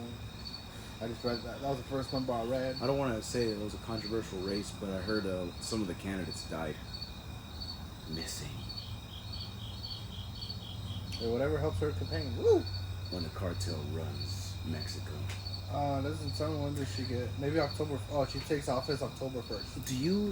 Did you hear what the fuck's going on with these illegal migrants coming to fucking Mexico, or coming from the border? It doesn't even have to be Mexican. These are Venezuelans in Colorado. Aurora, Colorado, where I used to go for my weed runs. It's like, you know, case closed, I can say that. Right now, they're holding up apartment complexes. Gangs from Venezuela. With this open border Bidenomics bullshit, they're literally holding up apartment complex with rifles. Yeah, no, the state of Colorado, or at least the city of Aurora right now, is in shambles. Like, they're wondering what the fuck to do. Really?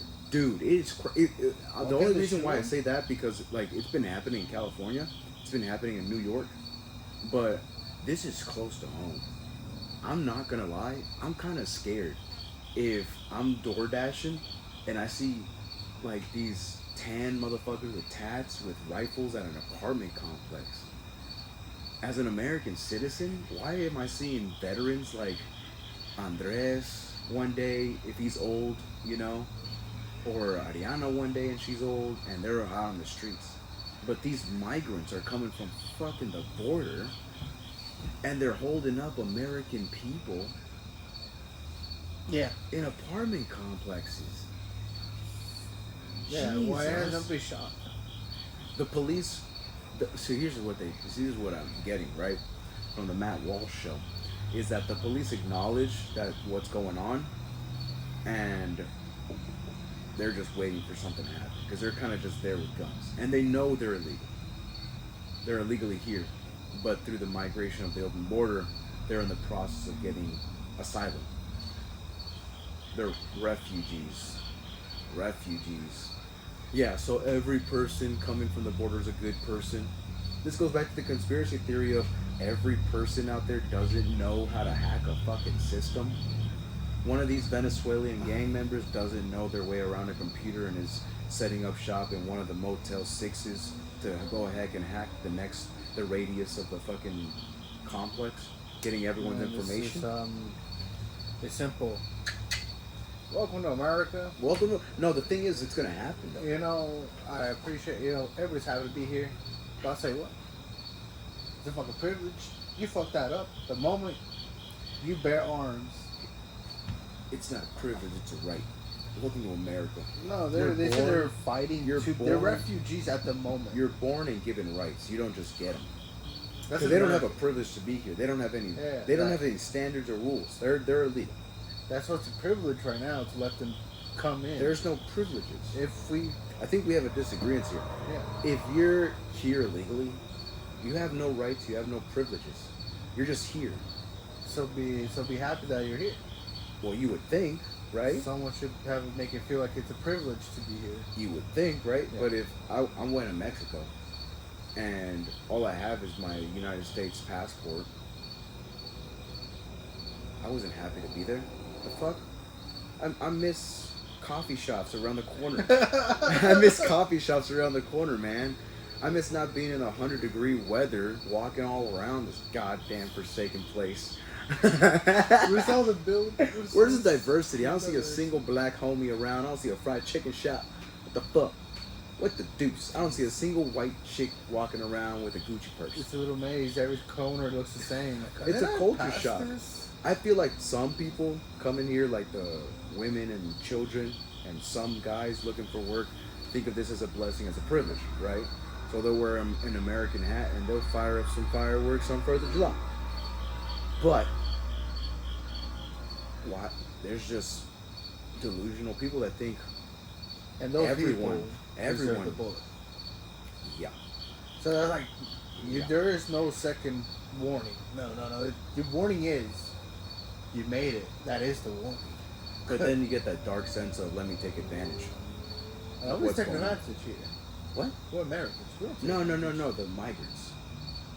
They're coming in here illegally. Yeah. And holding up a rifle and holding up an Auroran fucking apartment complex hostage. That's advantage. That's SWAT team. There's no 101. privilege. There's no rights there. They know that they're here because of an open border, and they can take advantage of it. Unfortunately, there's another Venezuelan guy who's going to sleep with his family who came on our open border seeking refuge and is about to work in the morning. He has to get up at the crack of 3 a.m. to go lay some concrete, lay some drywall down, or like some general work aspect. Mm-hmm. You know? But I feel like kind of like the woke movement of it's a small percentage of people taking over power. That's what we're seeing now. So like there's a small percentage of gang members coming from different fucking states we don't know and coming into America and ruining it for everyone. But also, it makes the fucking Bidenomics and the Democratic Party look so bad because they cannot deny that. They can't deny this open border. We voted Biden in twice term? Once. No, just once. Once. Okay, that's all he we gets. didn't vote. I did not vote for a Biden. I didn't vote for a Biden. Me neither. But whoever did doesn't have the sense of accountability. Oh no, yeah, he did do that. So you're okay with some illegal immigrants How do coming here you and think killing? Biden won the campaign? I think it was general vote. I genuinely believe that this country is divided between right and left, right? In my opinion, there is a single margin of a middle, independent, but they're so small it's like 10%. So unfortunately, we have to look at this from the right and left. So there's a 50-50. During the 2016 race, it was a sway of electoral party, but also by votes of Donald Trump winning, right? Now, during the Biden and Trump thing, it was so neck and neck to where Trump had to recount votes, and then later there was people actually hating Trump so much so that they discounted a lot of, threw away Trump votes. We're seeing this now. But during the whole thing, I really think, Biden stole this race because of so many individuals being so far left, not wanting to see Trump in office, doing anything they can in order to not see him in office for a second term. So I think he stole it. I really think that Biden stole it. Not he particularly, to where there's a conspiracy theory of he rigged it and this and that, how the Democrats say how Trump rigged it because of Russian votes or Russian shit. No. Leave that at the door. The American people spoke. Unfortunately, we're seeing here Biden took the fucking race because individuals in his party that align with left-wing activists there threw was away votes. actual corruption Yeah. and evidence, all proof of this being unfair voting. Instead of saying, so what they do after that, they start charging Donald. So he can't. and got him tied up into the whole entire legal battle for like, I think it was like a year. I know it was a couple of months. Well, yeah, you had the court case in like I think Virginia or like Georgia or Atlanta. I forgot where it was, but yeah, 400,000 or 4,000. I think it was 4,756 votes were unaccounted for Trump's presidency, and they were wondering where that went. And all the fucking girl can say is we can't we already acknowledged that, and I can't speak on it. But what happened to him? I can't speak at this speak on that topic at this time. What? Somebody higher up than the people asking you questions is overpowering this. It wasn't even a court asking the questions. It was just people from the state, congressional, like the separation of powers thing, where the electoral people within the state have to question others, going like, you're responsible for this. What the fuck happened? Oh well, I can't talk about it. I want to make it known to the people. I don't think I've made it known to the people yet, or we talked about this, if I'm not mistaken. Congress publicly announced that there are unknown flying objects out there. They're not called UFOs, they're called like IFAs or something, or Identified flying objects. I forgot what they're. Because UFOs, people will give that a bad rap. Going like, Yeah. as soon as you hear UFO, all of a sudden your brain thinks of a green alien. No, it's just an unidentified flying object. If there was a military program that we didn't know about, we would call it a UFO. If there was a new Boeing plane and we had no knowledge, but it was flying and it looked different than any Boeing plane, and we would identify it as an unidentified flying object. Yeah. But having it like 2008 Obama acknowledging, yes, there is this UFO program that they're working on in Area 51. You're on the classified information. It's like, well, the thing is that the public just kind of wants to know. She has some mouse. Oh, she's a little predator. Little kitty got a mouse, and it's alive. Or she doesn't know what to do with it. Yeah, no, she doesn't know what to do with it. I will pass on it. You keep that. I appreciate the gift, but you go do whatever the fuck you want with it. Don't leave it from your mouth, please. You leaves it here for it to collect flies. Thank you. Okay. Eat it, little girl. She doesn't know what to do with it. We're not like a squeaking toy. Oh, am I about to see her pull that shit apart? Are you gonna see that? Go. Oh, my cat's so innocent. It just wants it. No, it's a predator. It's a predator. Okay, that cat's well. Like the thing is, when I was living with the roommates, I tried to convince the girl who had the 2 cats, going like, these things aren't trained. I think you need to train them. She acknowledged that they needed to be a little bit trained. And I even advised her, the cat lady on YouTube, who like she adopts cats from the streets. I think I mentioned this on the podcast before. Adopts cats from the streets, but also acknowledges that they're predators. So she has to have this fine line of authority and careness, compassionism. But there's a fine line. And so like you don't want to do this with cats because they think that's a fucking object they want to bite and they want to scratch at. They can only see on a parallel scale, not vertical. So when you do this, that's why they follow it precisely. All this other good jazz. And so she knows what she's doing. Like she does it for a living. So why not take the tools? You get a budgeting problem, you go to Dave Ramsey. You have a training issue, you go to a professional. Right. So why not? And she just didn't want to fucking do that. Okay.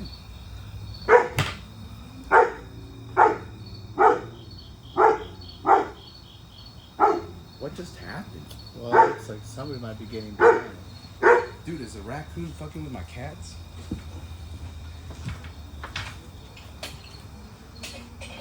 What is it, also? What happened?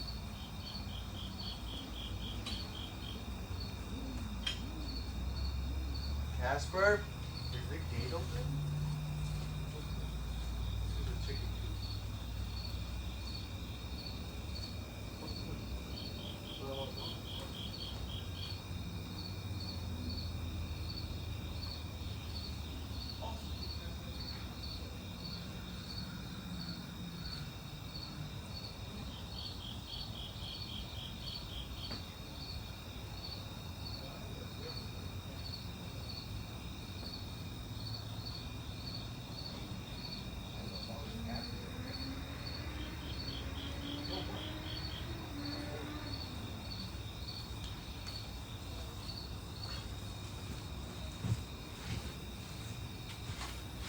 Well, folks, we have terrible news. I think a cat died in the neighborhood. Another one bites the dust. Oh, Jesus. Another one bites the dust. It's the circle of life. How far are you with it? Oh, no. As the girl plays with the dead mice. Yeah, it's The circle, she's literally like fucking with it so She goes, hard. hey, wake up, fishy. Fishy, fishy. I want to play. What happened to all your energy? Right? Fishy, wake up, wake up. She's literally like telling the little mice, like, wake up. It was just a game, buddy. It was just a game. Giving it CPR. I'm so dead. But no, yeah, this whole Venezuelan open border shit is just scaring me a little bit. Like, there's gonna be a civil war. And the craziest part is that these individuals are gonna be so independent, they're gonna shoot at both sides. Well, like, oh, the Democrats don't like guns, they wanna, eliminate guns. But they're about to face the people that love guns. Us right-wing fellers. We got guns. I don't got a gun, but, if someone dies on the street because of this Civil War thing going on, I'm going to take his gun. I'm not going to pat him down if he's okay. It's every man for himself at this point. If there's a civil war? There's a Civil War. Oh, yeah. Yeah. There's an invasion in America or something. No, I think it's Civil War, where it's like within the confines of America. Within the confines of America, these purple-haired freaks are going to take it to the limit too far, piss somebody off, and something's going to break out. Trump gets president again, these people, these kids, these adult adolescents are going to riot in the street and cause some type of harm, and us patriots aren't going to take that shit anymore. Like, why are you destroying city property here?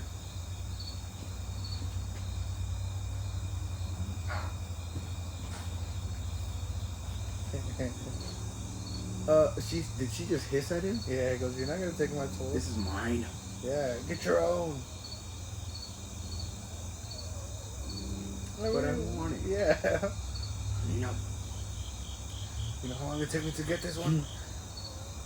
Go underneath it and go find me one. I see YouTube videos of how fast cats are, how agile they are. Oh my god. They're predators. I was trying to explain that to my dad. I was like, dogs don't have that predator instinct so hard in their brain anymore. It isn't compared to cats. Cats, if they have the ability to fuck you up, they will. Yeah. But they know they can't, so they won't. A dog knows they can fuck you up, but they won't. Yeah. They sure. They have some. Well, like, that was my biggest That's not worry. a predator instinct. Well, like, that was my worry about the kitties being exposed to or like these two cats, Simba and Casper, being exposed to also. But my dad perfectly explained, he's like, no, he's not gonna hurt them because he respects them. But now I'm thinking of it deeper, going like, well, maybe he just know that these two can fuck him up. They're like, they have pretty sharp claws. It's like basically two hyenas going against a lion. Yeah. The lion's not gonna, be able to keep it up forever. So he kind of stays. In a way, like, it's kind of respecting them. More like, why do I want to do this? Yeah. I think at the end he's like, I am old. If he was younger, if he was Pixie. Oh god, Pixie would have had a town with these cats. Pixie would not have any self-control. There would She have was been no young. cat. She was a pup though. She was 2 years old. Oh, little poor Pixie. Fuck the neighbors. I'm glad they left. And they leave. Yeah, no, fuck the neighbors, dude. They were an issue and a half. They thought it was us. Who's the common denominator calling the cops, making them pull up to this neighborhood? Out of all the years that we've been here, not a single cop roaming these fucking streets. I don't know about that. Really? I got pulled over right making a turn at the end of the street. Maybe I don't see them patrolling this neighborhood. But I was coming up. They followed me for a minute too. I was like, shit. I guess in the sense of like incidents, like lights on, we're Yeah, pulling up to a house. You know what I mean? I feel like in the hood you get that a lot. I mean, we're not at Valero. I mean, cops will be all over the fucking streets. Right. We're in the corner of a goddamn hood. I'm seeing cops, blue lights on this street, investigating and all that shit. But here, you didn't get that until these neighbors moved in, being overly concerned on particular shit. So like, relax, bro. What the fuck? And yeah, the cops even told us like, yeah, just ignore him. It seems like we've been having a lot of calls from him, so you know he has something going on. Like, this guy caused a lot, so I'm just wanting to protect my daughters. blah blah blah. Like, all right, Really? And so the two neighbors next to you are causing those issues. It's not what's going on in your home. No, it is that people. I want to take my family and moving other like-minded people like Go myself. for it. Fucking go for it, dude. Fuck on out of here. Clearly you can't handle the heat. My boy Dave was a lawyer. He's across the street. He was a lawyer. He was. Now he's over here retiring. Just living dead by day. What does he do as a day job? I don't think him and Pam works. I think he's just that baby step 7 millionaire. But what does he do with that? He leaves. He's not always there. He always like leaves in the morning. I'll ask him. I was always curious. Yeah, we were conversing about collections. Also, do what you do. Take that mouse away from them. It's disgusting. Go take it away from them and eat it. Thank you. I'm sorry, buddy. I don't have any ointment for the biting flies. I think you need a new bed. I think they're starting to get on there. Lay some eggs on them. Poor thing. It's like a farm out here. Ugh. It's like we're doing a podcast in a barn. I'm pretty sure it looks that way, guys, but I promise you it's a tent. I promise you it's a tent. It's just a tent. There's hay everywhere, and there's like, you don't know what the fuck's crawling around these parks. These parks it's over kind here. of disgusting. But you know, I don't even know how you can pimp this out, man. It's just the flooring. The flooring is the thing is, I feel like if you just fix the flooring first, make it stable, start moving a bunch of shit, organizing some other stuff. Other than that, there's not too much you can do to pimp this out. I'm sure you can add like a string of lights, right, somewhere. That's about it. Put a cover there. That way, there's no like an extra cover or like a netting. That way, there's not a lot of flies coming in here, but there's still ventilation. Cover a few holes. I'm trying to do that with my room. I got a little desk, and I'm trying to. It's just one of many things I want to do with the room, since I'm going to be here for a minute. I got kind of accepted it. You know, I moved back in only in February, but now that I'm like in my room and I'm going to college, like university, and we're like, well, I'm going to be in this room for a minute. I think I got to set it up to where like an office. You know, like move this fucking big reading couch that I don't use or reading fucking, you know, it's basically the big chair from Blue's Clues. Oh yeah. Not the color, You know, but it's a reading chair. I don't know what you call it. A love seat. There you go. It's a love seat. Yeah, move that shit out here and just put a desk and a chair. And I honestly want to get rid of the carpet. I fucking hate carpet. Really? It just attracts all types of different shit. That's true. I'd rather get rid of carpet or well, either have carpet in your home and put your shoes at the door, or get tile. Get a good Roomba, right? Isn't there like tile? Yeah, I can vacuum it, but it's still like I can't just think of not bringing in dirt from my shoes inside the house. It's not that like it makes me want to put my sandals on, but also if like 50% of the house is tile, why not put some hardwood vinyl in my room? I don't know how good it's gonna look, but this house is a pretty good Lego house. You know, it's like it's random. The front of the house has panels that are like tan, but then you get to the backyard and it's white, old 1990s vinyl paneling. The roof is new, but there's no insulation.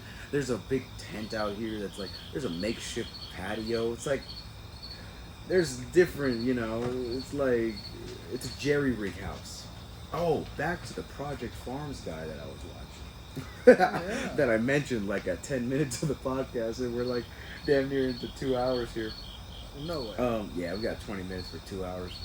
But Project Farms, he's another pretty shot, cool. or how you feeling? Yeah, I'll take another shot. It's fucking Take Friday, another bro. shot? You gonna bring them? No. Yeah, I'll get it. Let me get another water. All right. Yeah, that little kid is still having fun, blast with that mice. with that mouse, I guess, because there's only one. Mice is plural, technically. Well, not technically, it is the truth. Mice is plural. So you're talking about one mouse. Gotta say mouse.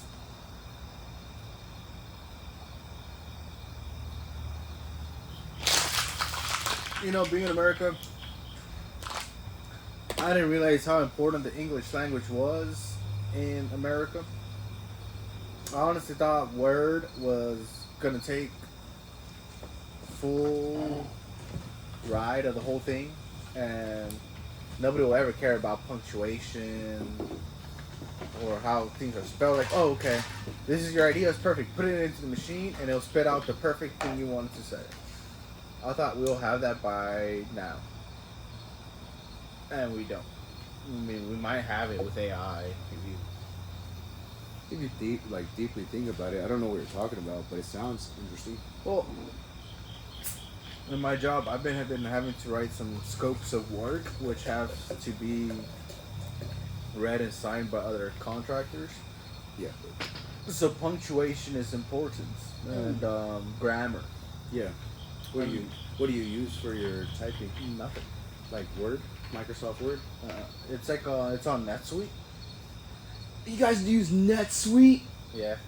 You guys use NetSuite.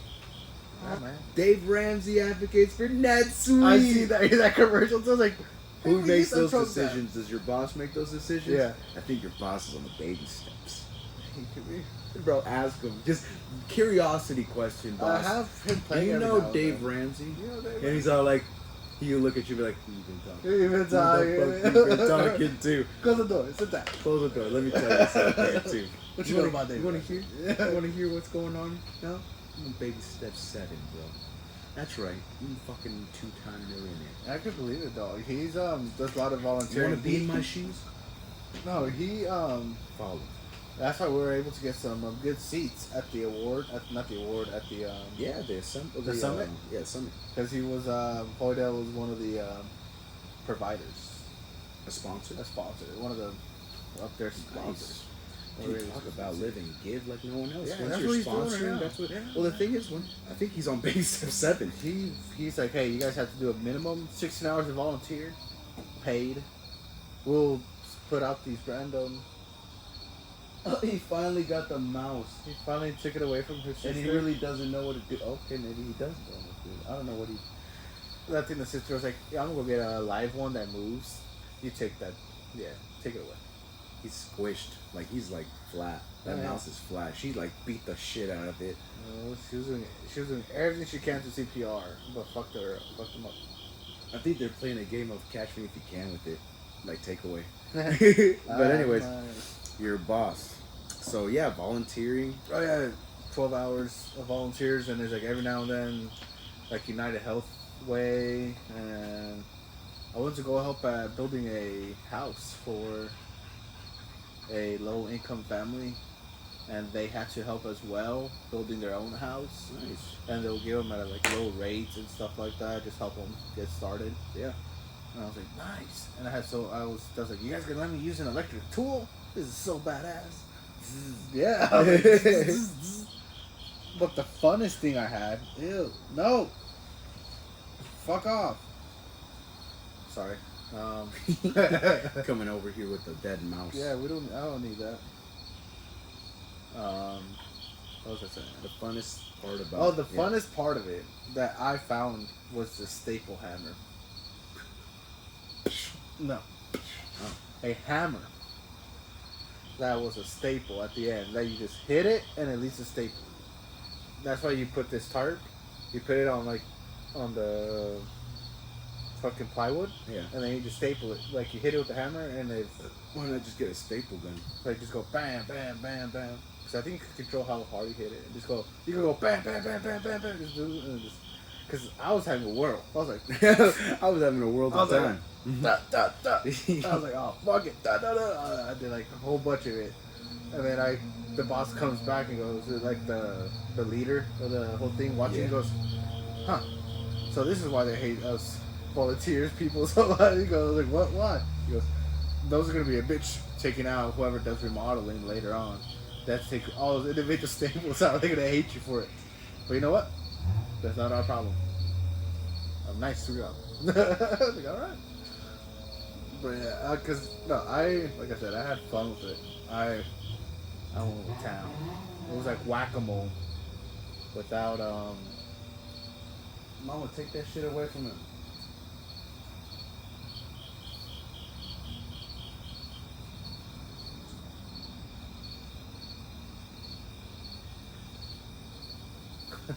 She goes, "You guys are all here. All three of you are here." Yeah, I don't know what that fucking meowing is over there. I don't know. Where's Simba?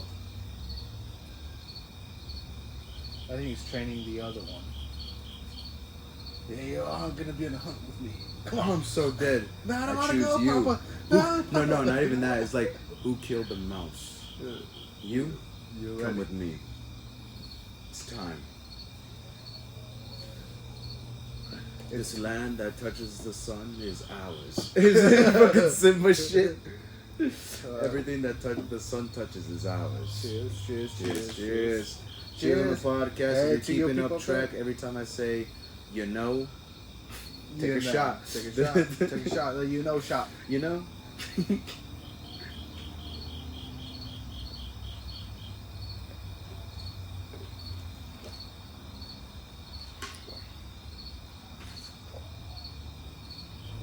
Yeah. But I like, so far, the way you talk about Hodel, it sounds like a great company to work for. Yeah. Oh, it's the opportunities that I was given and leading forward. I think there's more on the horizon. I think so. I'm just very. Well, it's like how Hiro tells me about his job. He yeah. wants to be close to his boss, and I don't know. For me, I've always want to be a boss, but never want to take, never be controlled under someone's thumb. So I'll take tidbits from bosses, and then try to create my own, you know. But also, I have to learn one day. I'll have to be a student for a specific master. There's two things I want to say to this. The first thing is a motto that I live by, one of many. To be a great teacher, one must be a great student. Yeah. You can't have one or the other. And so sometimes you gotta be the student that's first before teaching other people. Yeah. And then the second thing was one of the best lessons I took away, the Tao Tai Chi. I almost missed it, boys. I almost missed it. Almost missed that. Almost missed it. The two wires finally clicked. Zip, zip. Like, oh shit. The Tao Tai Chi. But fuck, where was I? But one of the greatest advices I took was one of the first year, in the first interview I had with my boss, not the owner, but my boss, my direct supervisor. I was like, hey, I want to get paid more. Well, how can I get there? And he was like, all right, so, because it was during our interview, our 6 months interview. I was like, I'm just gonna lay it forward. I know I could run my own business, and I need more. I want more, and like, there's nothing wrong with asking. Mm-hmm. So I was like, he goes, all right, you know what? Build value to the company. And then ask for more. Give yourself a reason to make the company bigger to give you more. And I was like, oh, okay. He goes like, for him, and his aspect here. He was a sales manager before he was a sales manager. Mm-hmm. And he was able to get a VP because he brought the aviation system to the company. Mm. Like fueling of jet fuels, airplanes, airports, and all that stuff. It was an extra market that got tapped in. Casper, down. And I was like, all right, it's like, so just build value to yourself, and then have a better bargaining chip, in a sense. So, I've been taking full advantage of that. Been designing shit. Been getting, I was like, hey, have you guys been designing? I would ask how. Well, like, but then again, like I said, it can't be at a place for a bit, you know. I'm sure you know how. Like what you investigate what they're missing, what they can do, and Yeah. then you give it to them. And for me, I would be like, well, what is it that you specifically need, or something that you feel like you want to delegate to someone else, and I could be that dude. I could be that guy. Let's get Master, specific. give me a specific reason, you know, to provide the value. Because in my opinion, I can provide 5 different values that might not be valid. But Oh yeah. the way I like to also think about it Mhm. as well, it was like a what's his name from Kung Fu Panda the turtle? Waigu? No, Master Oogway. Oogway. Oogway. He always spoke like in riddles and shit. Like, hey, Yeah, do he's the a- work. Do the initiative of finding the solutions to the problems that you bring along. Like, hey, if you're gonna bring a problem, bring a solution. That's another thing I learned as well. Yeah. Like, to everybody, even as an accountant, when you want more money, it is a problem to the company because they got to spend a little bit more. Mm-hmm. What is the solution to this?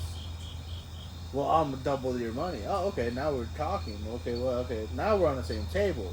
Now you got me. Now you got me at the table. Before I was just walking across the hall. I don't give a fuck.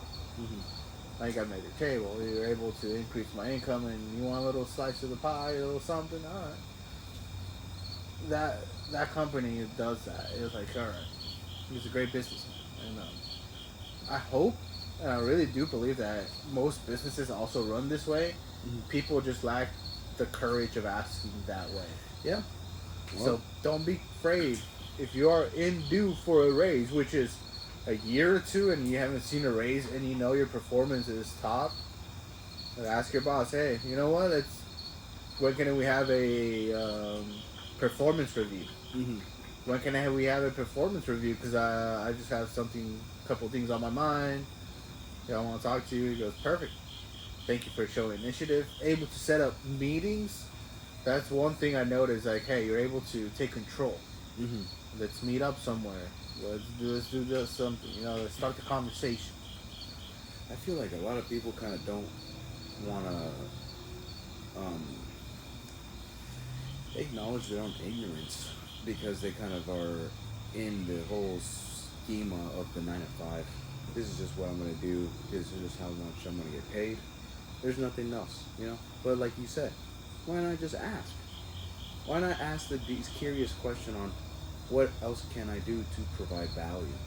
You know, because like going back to it, it's all like, well, like, you're an accountant, so you know what you can provide, but like, let's say I'm a general worker, Yeah. and it's all like, well, I'm doing the same thing like everyone else is doing. What else can I do? Exactly. Build Yeah. value. Like, hey, Well, like by the how, way, right? That's where the specifics come in. It's all like, I can do 5 different things that I deem valuable for not only for self-development for the company, but if the boss sees it going like you're just doing stuff, you know. So well then guide me here. Yeah. Like, what is it that you specifically need that you're missing, and delegate that to me. if it needs to have that conversation, so be it. If you're not getting your direct answer, of course. Yeah. Well, also Be that direct. Well, also the performance review, right? You want more money, you know, that might provide you with more ease of mind, if you will. But I mean, Dave Ramsey says this specifically is like extra money or more money doesn't fix the problem; it amplifies the problem you already have. If you have a spending issue and you give a drunk a drink, it's just going to amplify your spending. No. But if you're, you know, budgeting and all that good jazz, that extra income might provide extra investments, extra wealth building tactics to get you to the highest. One level. thing that I noticed that I learned when I was like 25, 26, not recently, within the last couple of years, was At Hodep. no, not even at Oh home. shit, just personal. Just in personal, doing accounting in general, or doing other people's books and understanding what people actually own and what people actually. More in the career or field. Yeah. Mm. I was like, damn, now I got some experience in all this. Of course. I think I turn it on. You know, click it if it's green. I got 55 times, yeah. There it is. You're good. So I learned. Fuck, I forgot what I was gonna say. Well, what did you learn in the last couple of years since 2022? Casper. Mama, no, you can't get up here.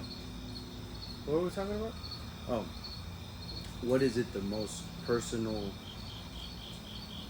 wealth building, perhaps, ideas that you've built in the last couple of years while doing other people's books? What people really own, but fuck, it wasn't at the point. I really forgot it. Well, what is it that other people own? They don't own anything. They're all in debt. They're all working on a deficit. Everybody's like, oh yeah, look, I have all this stuff, but is it really yours? To me, you're still paying. Is there a difference? And this could be pushing apples and apples here. Well, maybe even apples and oranges, but you tell me what you think about this. Is there a difference between the Santana and the hotel owner? In a way, yes. In a way, no. Are they both working on a deficit? I don't know the numbers, so I don't know. I don't work the numbers. Classified information, folks. Yeah. I don't work the numbers, so I don't know. But look, we're still profitable. Shit, I put about $1 million estimates. I'm pretty happy with what I put. Well, this is why, and I don't want to take offense to Hiram. Oh yeah. But this is why I say it might be a hobby. Trying to own a business here. Is that if the net worth of your business is you're working on a deficit, but you're making profit that year, so you netted $1 million, but you grossed $1.2 million. Right? After paying everyone, you made $200,000 that year. Based on the numbers, does that seem like something you can build upon? Or is it more of a hobby?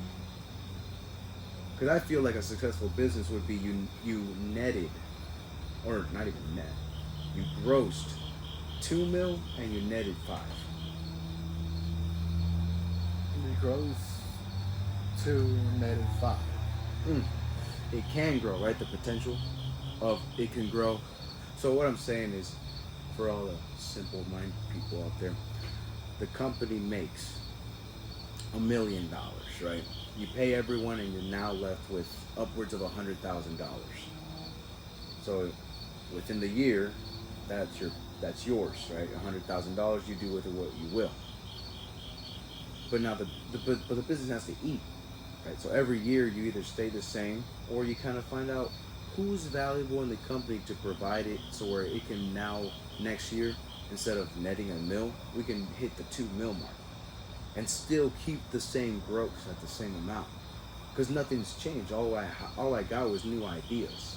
I think that's why a lot of businesses don't want to spend on marketing as much. Being a marketer, it's like, or at least a little bit, I would call myself a novice marketer. You know, I just hear things on YouTube and I apply it because business owners don't have the time to, and so I'm just here to provide ideas, but pay me. And so I feel like people don't want to spend that extra gross income because it reflects on how low their net really is, how low their take home is. You know, it makes sense to run a business, keep a business going if it's providing you food, water, shelter. But if you, in my opinion, if you still have to clock in somewhere, is it a business? Or is it a hobby? And hobbies are dope, but they're hobbies for a reason. You know, you buy a few guns that are collector's issues and you keep them, or how Dave Ramsey says, they're vault queens, and so you never shoot them, but you know they're worth something. So when he said that reference, I thought about that as Pokemon guns. You know, investigating more and stuff, like, I open up a pack and I get a $30 card. I'm never going to touch it, never going to play it in a single Pokemon game. Will it accrue wealth during time? Maybe, perhaps. But then you look at the probabilities. Well, you look at the market itself, right? The more people buy, I buy every single lot of Pokemon base set ones, everyone known to man. I open all those, and now I statistically have all, if there's not people out there that have, booster box, statistically I have all Charizards. Will that increase the market if I put them up for sale, or will that decrease the market? You have control of the market. No. answer the question though. If I open up all booster, will it would increase? increase. It would increase. So it used to be there was only 20 in the world. I opened every single one known to man. Yeah. Now there's 100. So the market is what's called saturated. No, there's With only that- a certain amount. With that increase. There's only a certain but amount. I just, in this hypothesis, I just bought every booster box available on the internet for sale. But Yeah. we gotta put this into the stat that you're thinking of. There's only 100 Charizards. In all the booster packs, there's only certain amounts of Charizards. Okay. It's not just like, oh, But now I just found that out because I bought all those booster boxes. So Okay. now I statistically own all those Charizards that were in the, whether it's, as long as it adds, in my opinion, this is how supply demand works, right? Yeah. So you have now in your possession all 100 Charizards. Not that we're already, I just added 100 extra Charizards onto the already 100 Charizards that were known. But there was only 100 ever to collect. How can you collect No. 100 more? That statistic is based on how many Charizards are out there. But do we have the numbers from the factory owners that printed out those Charizards? We only printed out 500 Charizards. Right now there's only 100 in existence. There's 400 left in booster boxes or packs, right? I just bought all those. Okay, so now, okay. So let's say upwards of 300. Yeah. I put them on for sale. Now there's statistically 400 Charizards out in the market. Will that, original question, this is awesome, I love this shit. Will that increase the market price or decrease now since there's a saturation of the market? It would dip and then skyrocket. I guess it will decrease. It's going to that's decrease. That's it. So Well, it will just answer your decrease the question. price. It will So- decrease the price. So just like the Umbreon right now, that's $900 or $800. I buy a lot of packs, and I just get a God pack. I get 5 in a row. Put that on the market. It would, in my opinion, it would cause that 900 to dip down to 850. And the more packs that are open, the more it goes down. Who controls the value? The market, Who is the market? the people, consumers, Person putting collectors. the bid obvious- to sell. Yeah, So the right now Umbreon, let's say, is $90, correct. but you have 5 in your possession. Okay. You're gonna sell them at what, 80, 85? Mm-hmm. Because you know you could undercut it and still make And profit. still make a profit, yeah. Because you have 5. Yeah. Everybody else either has to match or keep solid, just like the gas prices. Mhm. They're gonna match 850, and it's Mhm. gonna go down, and down, and down, and down. So it's gonna decrease. The more that people hold it and they stay off the market, because they're still in circulation. Yeah. Okay, so they're still in circulation, but now as soon as people buy it, they keep it. So now there's less. Yeah. So I see what you're saying about the fluctuation. In my opinion, though, if there's a big flood of it, I don't think this. Now we have a inequality here of supply and demand. There's more supply. Does the demand get high or low? Even if it starts to, I don't think it's ever going to catch up to the supply. You know, if anything, right? If anything, let's say someone decides to buy 300 Charizards and not 100 sold. You know, the PSA 10s and all that stuff. I think the market will go back or stabilize, but will it get expensive? I think that's a 10% chance, perhaps. Yeah, I can't see. It has to be really like, if no, it's like vintage now at this point. Because usually what Magic the Gathering does, a card could be worth, like a good old school card, could be worth $40. They do a reprint of some old ones in the new sets. Yeah. So now they don't gotta spend $40. They're gonna spend $10, $20. Mm-hmm. So that original old school card that was $40 now is worth down. Usually, I thought up because it's now more even original than the reprint. there's a reprint though. People will go rather for the more. So back to Pokemon, they reprinted the 25th anniversary, right? The Charizard's gone down in value. Is that a supply issue, or is that a market issue? So the people that control the market, or is that now a supply of duplicate vintage cards? Just I feel like it always duplicates. has to do with supply. It was like the demand went down because you oversupplied it. Oh. You gave out too many. You the reason why the Charizard was made is because there was only one. Now that you reprinted more, why would people spend $500 for your card? They'd rather spend $10 for the basic thing. Well, it goes back to it increases value because although they reprinted extras, it has a date on the bottom. I have the original 1999, 19. That's what I said. Pokemon is like a different game. Like, well, because it might has pertain to the same. vintage. It might pertain to the same question as the Magic. So you got one that you owned in 2000 that came out in 2002. They reprinted one in 2022, 20 years later. It goes down in value, but I feel like it will exponentially skyrocket it later in time. So I'm agreeing with you on the first point because now it's older. I feel like vintage, like older. Yeah, it would be eventually. So in 20 years, that 2022 is gonna sure be quote unquote vintage because it's 20 years old. But what would that make that 2002 card of Magic? That's just gonna be expensive. That's just gonna be like artwork. The artwork or Not even artwork anymore. I mean, I feel like people would appreciate like a classic, like the original.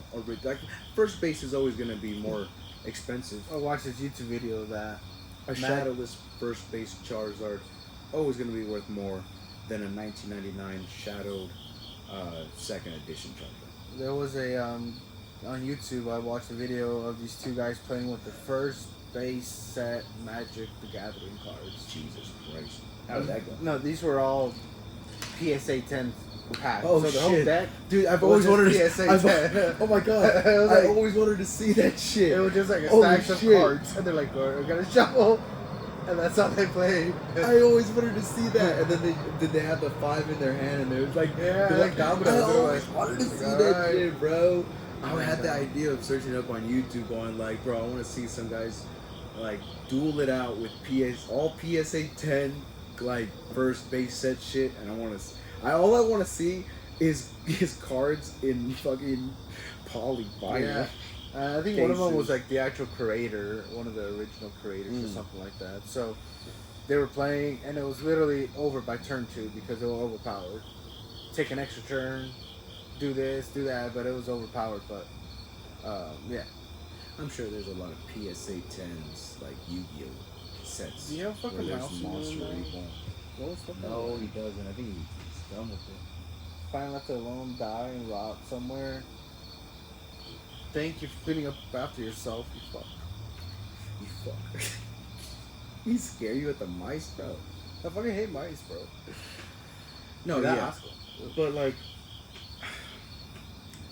the less the supply, the more the demand. Huh? The less the supply, the more the demand. Yeah. So if you open up packs and it saturates the market, the demand, like you were saying, there's now duplicates of the very same one. Demand goes low, and well, prices start to come down. And you see that on TCG, you know, Yeah. just like it always fluctuates like stock. I only seen a couple of modern cards only go up. Obviously go down, but stay above the original price, obviously, or even the max price. Like it's very rare to see the max price last year. It actually went up 10%. The last max this year, or we're getting statistics, it goes up 5%. All cards do that? So far, I've only seen modern cards on TCG do that. Only some. Oh, okay. And I feel like that's the example of Yeah. Umbreon. You know, when is that going to come down? They do another special. Doubt it, though. What's crazy is I think a month ago I had the money to get an $800 Umbreon, and right now it's $950. Damn near fine. But yeah, I don't think anybody knows the actual amounts or numbers of cards that are, like, Printed. yeah, of a certain card. I feel like the I think factory. there are. I think the factory does know. You're an accountant, right? Would you account for the order placed to all those 100%. cards? Yeah. So like, I feel There like is they have somebody it. who knows, but they don't share it. Someone in the original 1999 Pokemon sales, team On is his right bench now on his bed going like, they've only found 10. We printed out 2,000, and one pack alone has a lot of fucking Yeah, who Charizards, knows? bro. Anybody can have it. And I actually have that pack. I have that back right here. It was a misprint. Those God fools. damn it, misprints. Why are this one dude on Facebook Market is selling a Evolving Sky where Umbreon is found, an error pack. what an error pack is, it not only has the same, like the 10 cards it comes with, it now has 12. This one was double. A sealed pack that had 20 fucking cards. A what did I call it? Misprints? Misprint? Error packs. I call it Error error pack. pack, bro. Oh. You are dumb. Error pack. And it was for 100. I think it's still on sale, but obviously, like, it could be resealed. There's a lot of scams out there selling resealed Pokemon first edition packs. It's crazy. Oh yeah, scams are Fakes and all that stuff. Jake Paul opened up a fake one, cracked the glass window because he was so pissed. I think I remember that video. I heard of that video. I love reading the comments are always so much funnier than the video, in my opinion. Like, you had a pocket for that. You can't say that. But no, on the Jake Paul one of them said, I loved how he thought safety first before punching the glass because he wrapped his hand with like the fucking kitchen napkin or something. I will bust this window. I'm gonna slam my fork in my pasta. I'm actually gonna get this fucking rag and I'm gonna break this window. Safety first. I loved how he thought safety first before breaking a fucking window. Sounds like your average Kevin or white boy's trash guy comes back and fixes your drywall the next day. Hey, I'm sorry I busted that door. That knocked the hat. I saw a TikTok of a hole in the wall, and the mom was filming, going like, "All right, we're gonna see who did this. So this is my first child. Fist didn't fit the hole. Next child, fist didn't fit the hole. Third child, it was too small. Last one was her teenage daughter. It just literally, just like." Perfect. It was so weird. Everyone laughed in the video, like just cracked up because it was perfect. So perfect it's inside. Your implant. That is your. It was her. I knew it. Damn. She's a feisty. Who fucking punched the wall? Yeah. Just be like, all right, kids, come over here. No one's in trouble yet. But we're gonna see whose hand fits this. I don't want to do it. It was you. Huh. You got the first victim? No, it wasn't. I promise. Then prove it.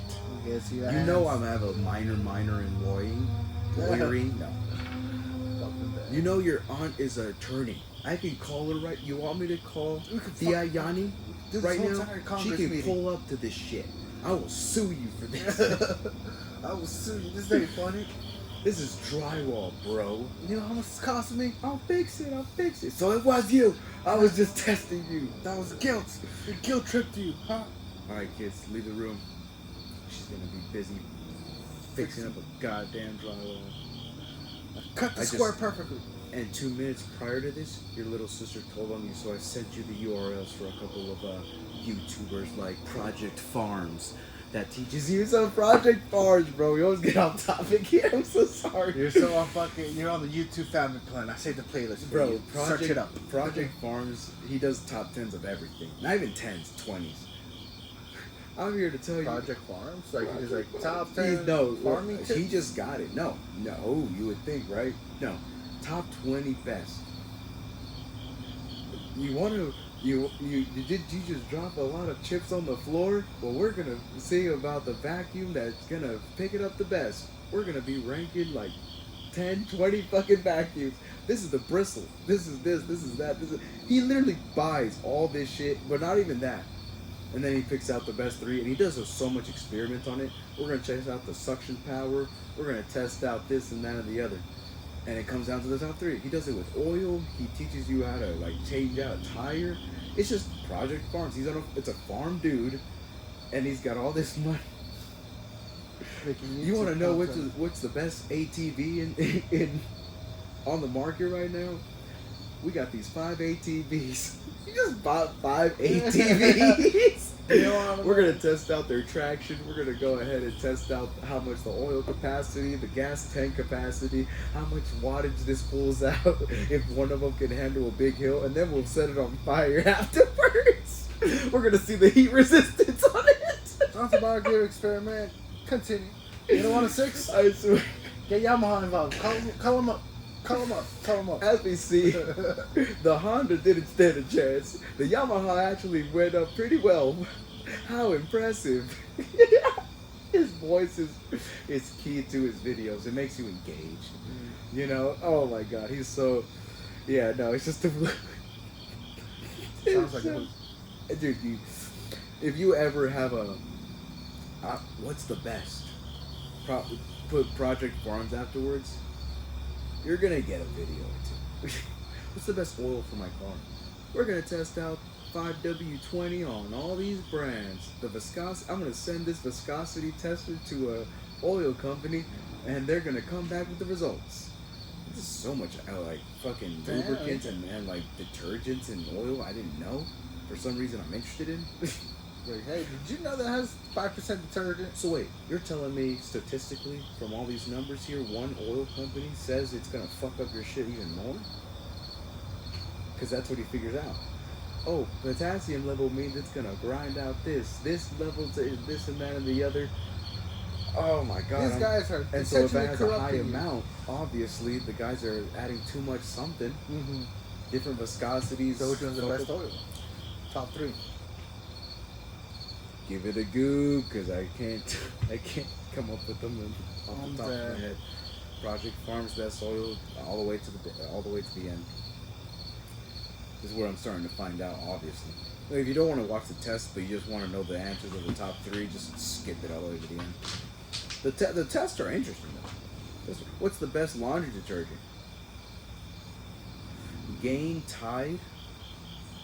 And I think those are the top 2. And my mom uses Gain. I swear his voice is key. But his intros are legendary because he's a dad, so he has those dad jokes.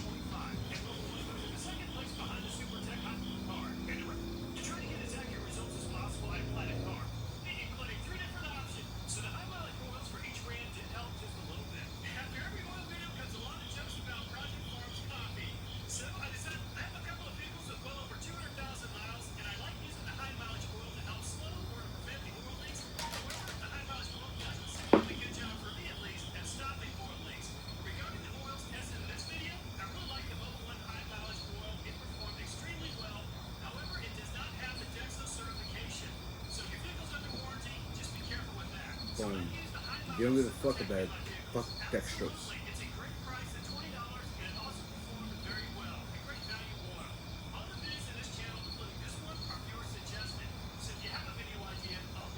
Yeah, he never takes sponsorships and he keeps it that way too. He's real. He's real. This shit is real, son. This shit's real. Damn. No, yeah. And he just does all the tests. Oh yeah, Mobile One. You know, and then he tests out Pennzoil's Mobile One. Which one's better brand of that? I went with a what was it? I think it was Mobile One. No, I can't think of it. But after all the videos that I scoured on the internet, when it says resistant, or like it puts a resistance on shit like that, high heat resistant, usually they do a pretty good job, right? But there's some brands. You gotta watch Project Farms. I might have to. Might put that on my bucket list. Hashtag won't. What? Encouragement. Hashtag won't. Jesus Christ, man. Project Farms is the shit. I got you on. Have you been watching any of the Whatever podcasts? No. Whatever is that? When he just invites a panel of OnlyFans girls and they debate. Oh yeah, no. Jesus Christ. I haven't watched any of that. I'm 54 years old, and I'm gonna put these standards on me. And even when I found out my man is about 0.034%. Stick to your morals, I guess. Last of you around. Looks like I'm gonna be that lonely cat lady. So yeah, you want to be single. You just love dating and being a whore. Just say it. No, I think all men are just, which is always their opinion.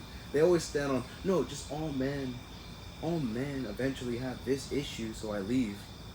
Who's the common denominator? What the fuck is up with you, dude? Yeah, you're... Has to make 5 figs. Or 6 figs, men. Oh my god. What do you do? Yeah, no. I look at McDonald's cashiers and I think that's a fucking 8 over the feminist boss woman. That's a 2. I have a thing for boss ladies, so...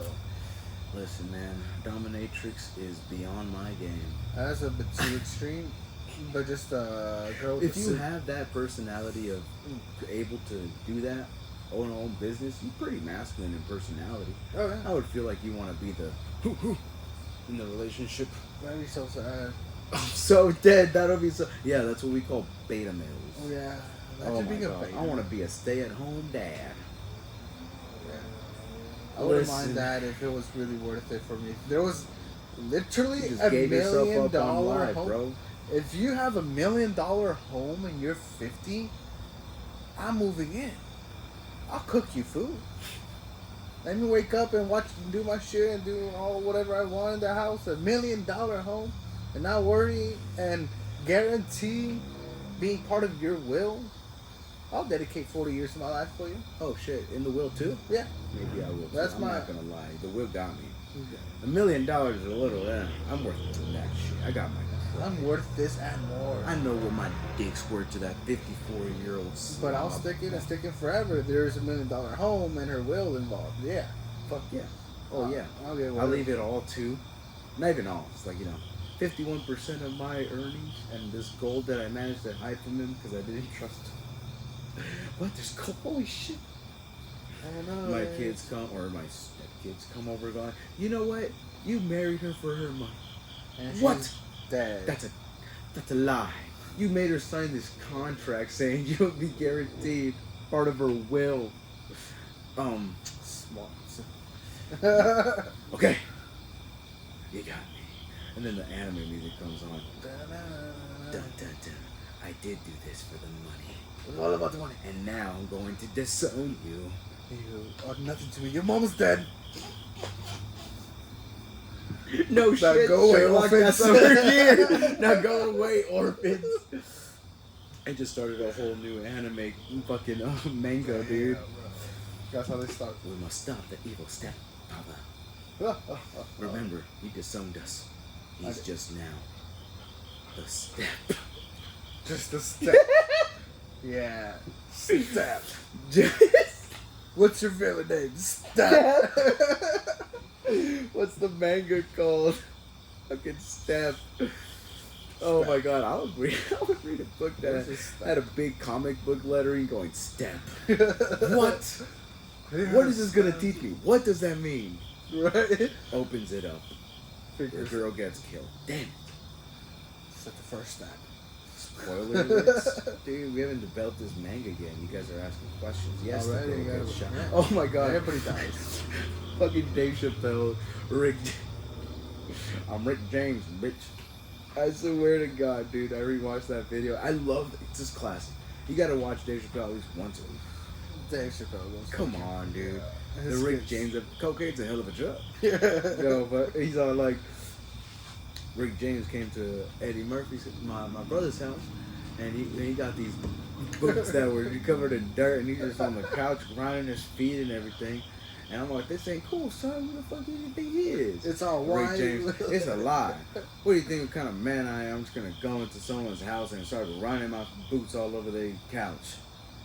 Yeah, grinding my boots all over the fucking couch. Rewind. What kind of man do you think I am? I'm gonna coming in someone's house, grinding my boots on someone's couch. Yeah, Crazy. I did it. Yeah, I was grinding my boots on Eddie's couch. Why did you do that? Because Eddie could buy another one. Because Eddie could buy another one. Fuck, dude. Eddie could- Fuck your couch. Fuck your couch. And we had to teach him a lesson there. Me and my brother started pounding on him. And not even on him, but on his legs, for just doing what he did. Darknesses. Yeah, because of my complexion. This is before the... Who was the actor? No, yeah, they were fucking dark. Eddie and his brother. So he called this darkness, And so I guess that was just like a... obviously a fucking not compliment. Fucking Rick James, bitch. Fuck your couch. Fuck your couch. Fuck. Gotcha, bitch. What is that line from? It's- What size shoes you are? They're my size. Oh shit! I'll be honest. I don't know. I just kept hearing my brother say it, fucking Hiro and Tony. What size is them? I don't know. I think they're like 7. No, they're my size. Give them up. They're my size. I tried that on a stranger. trying to rob a stranger with shoes? What's crazy is like he knew the deal. I like to fuck, bro. I like to fuck with people when I'm door dashing. When I meet another fellow door dasher or a fellow roadie, this was a roadie at the Best Buy. You know, he's waiting to he buzzes the buzzer, and he's waiting to get let into the back of Best Buy where we scan our code, we get the boxes. He's waiting there too, and I just come up, you know, walking, and I see his shoes. And he was an old school dude. So I'm all like, hey, what's up? He's like, hey, what's up? I don't know, man. I like your shoes. What size are they?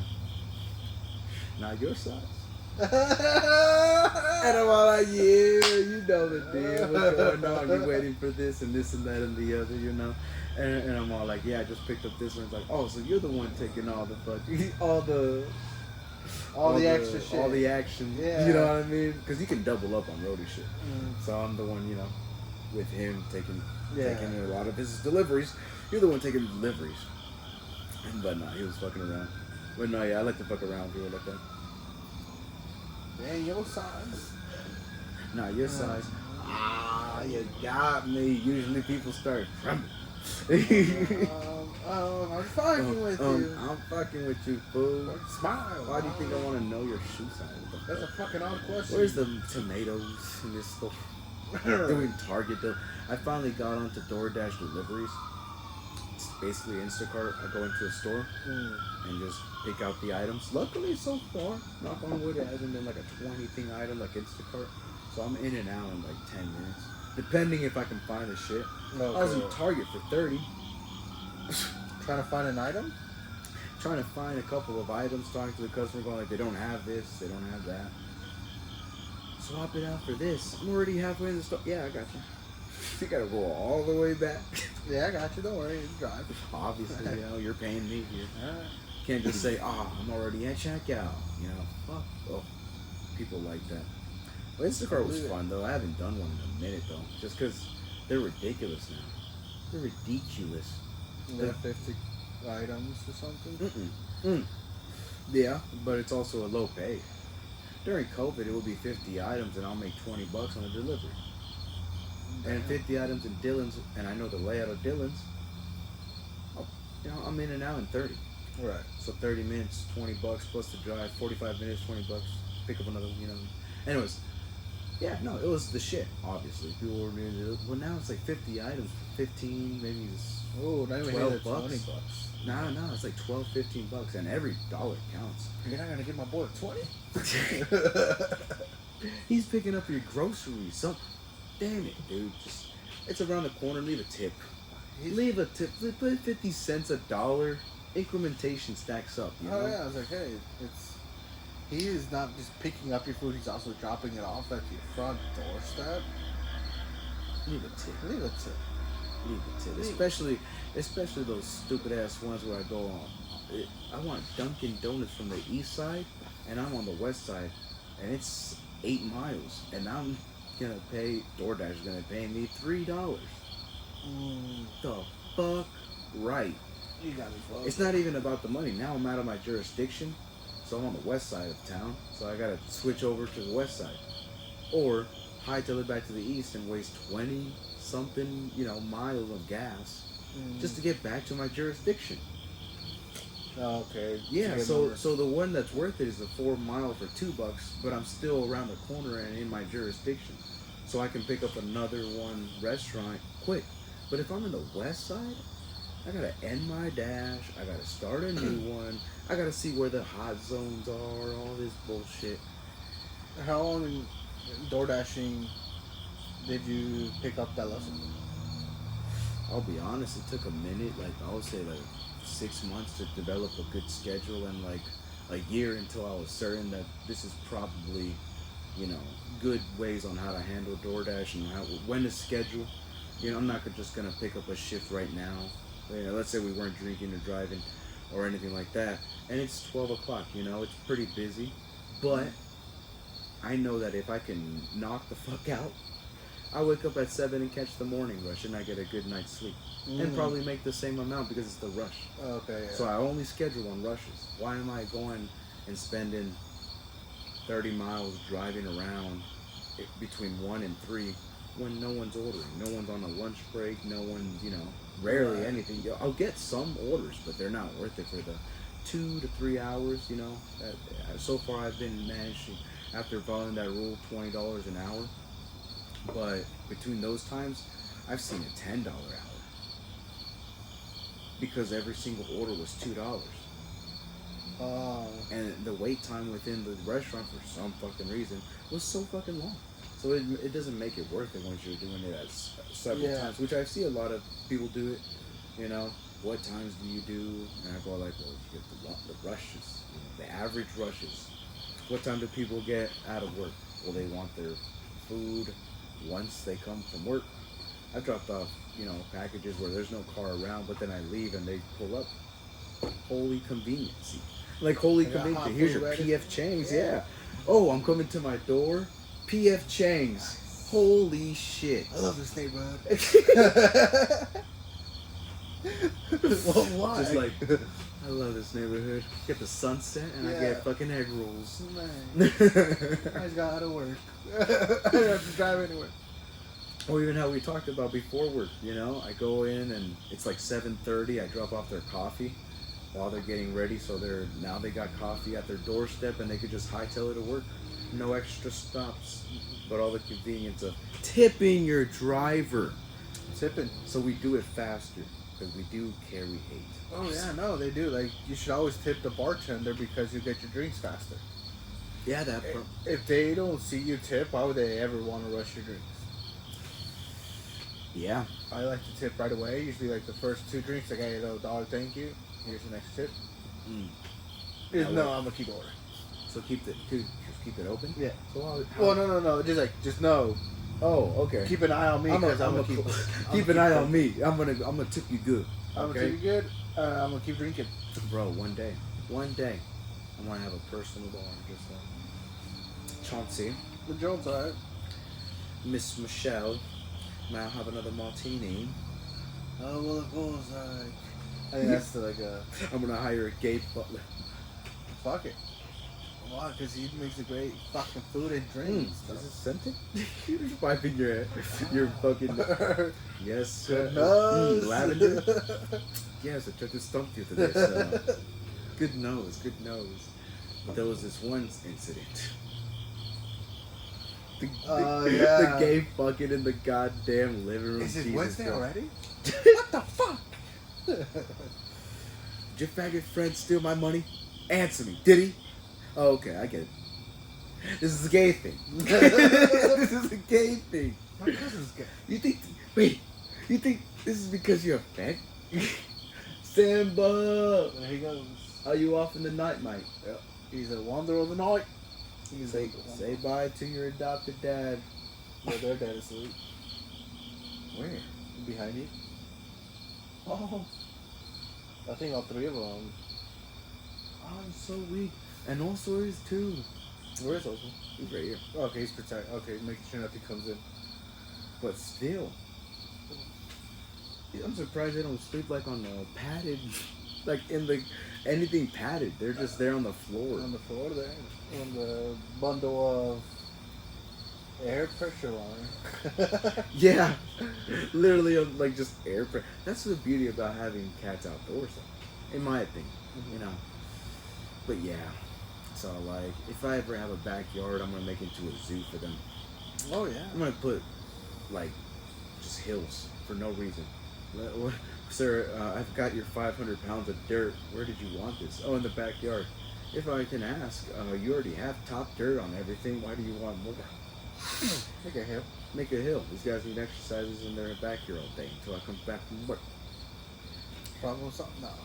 I think it'll be similar to I'm gonna have like a outdoor cats and have like a pond to get the birds involved, so they have something to look at, and then have like obstacle courses. What is this, bro?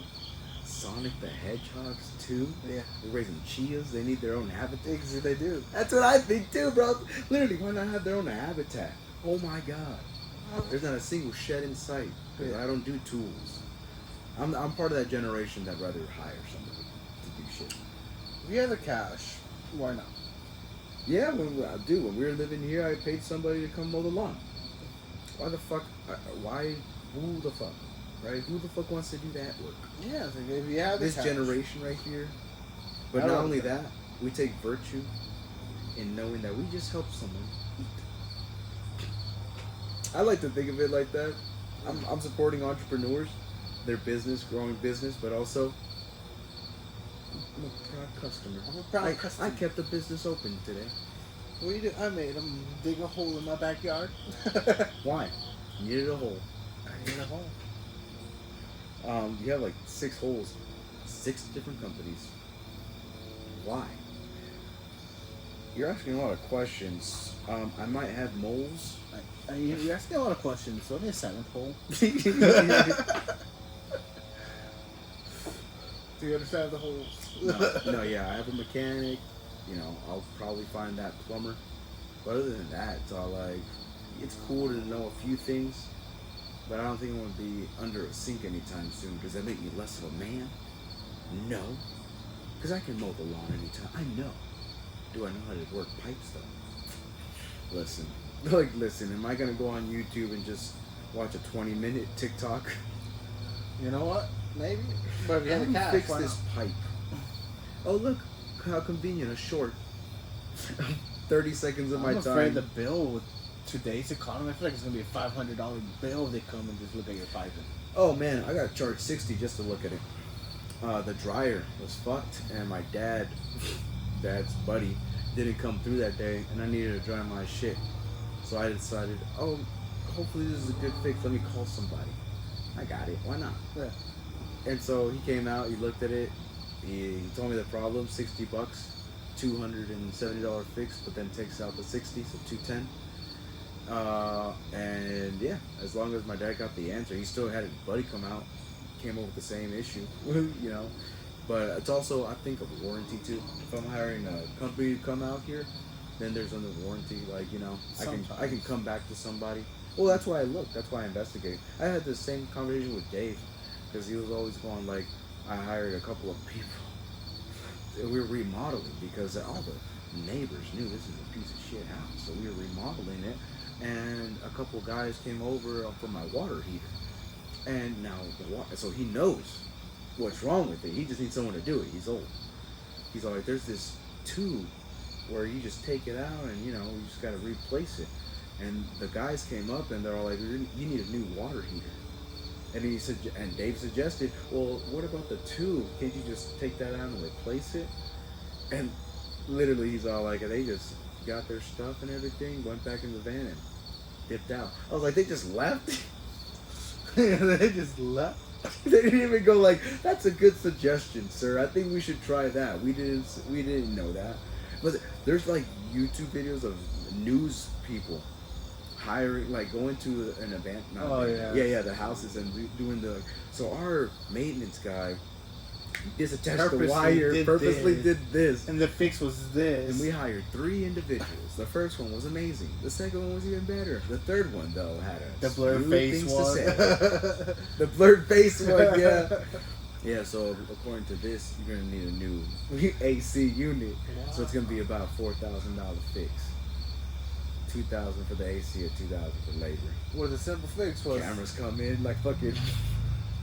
Did you ever open this? Like that Chris just Hansen. Yeah, it's like a simple fix that they just looked. So why did you tell me? Why did you try to upcharge me? I want to answer questions after I just tried to upcharge you. Why are you trying to scam me? Why are you trying to be a bee? Why are you trying to scam? I don't like to. Get on my face. Get out of I'm my out of face. here. Let's go, boys. Let's get out of here. Get out of here. I should have knew it from the start when I came up to this house and I saw your face. You don't look like someone who could afford this house. Now that's that's harsh.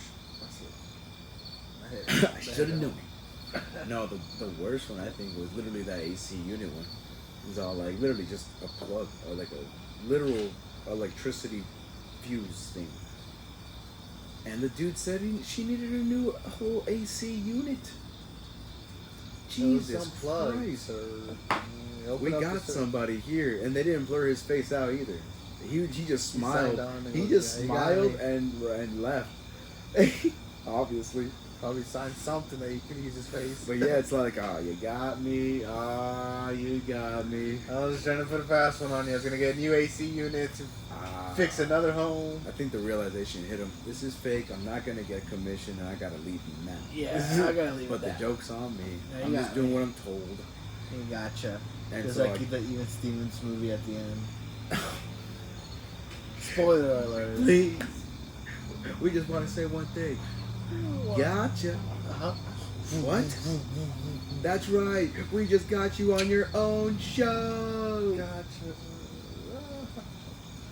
God damn it. Even Steven's movie was a classic. It is. So, I'm gonna get you. I wish I was fucking Steven in that one room with all the snacks. Cheeses.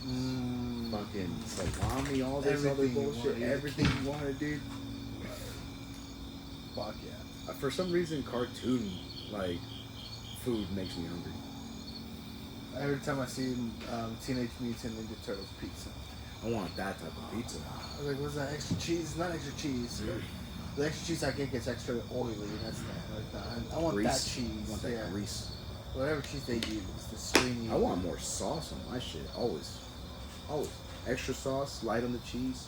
I love sauce. Because it's basically, I think Little Caesars, I love me Little Caesars. they have a $4 breadstick, garlic breadstick, right?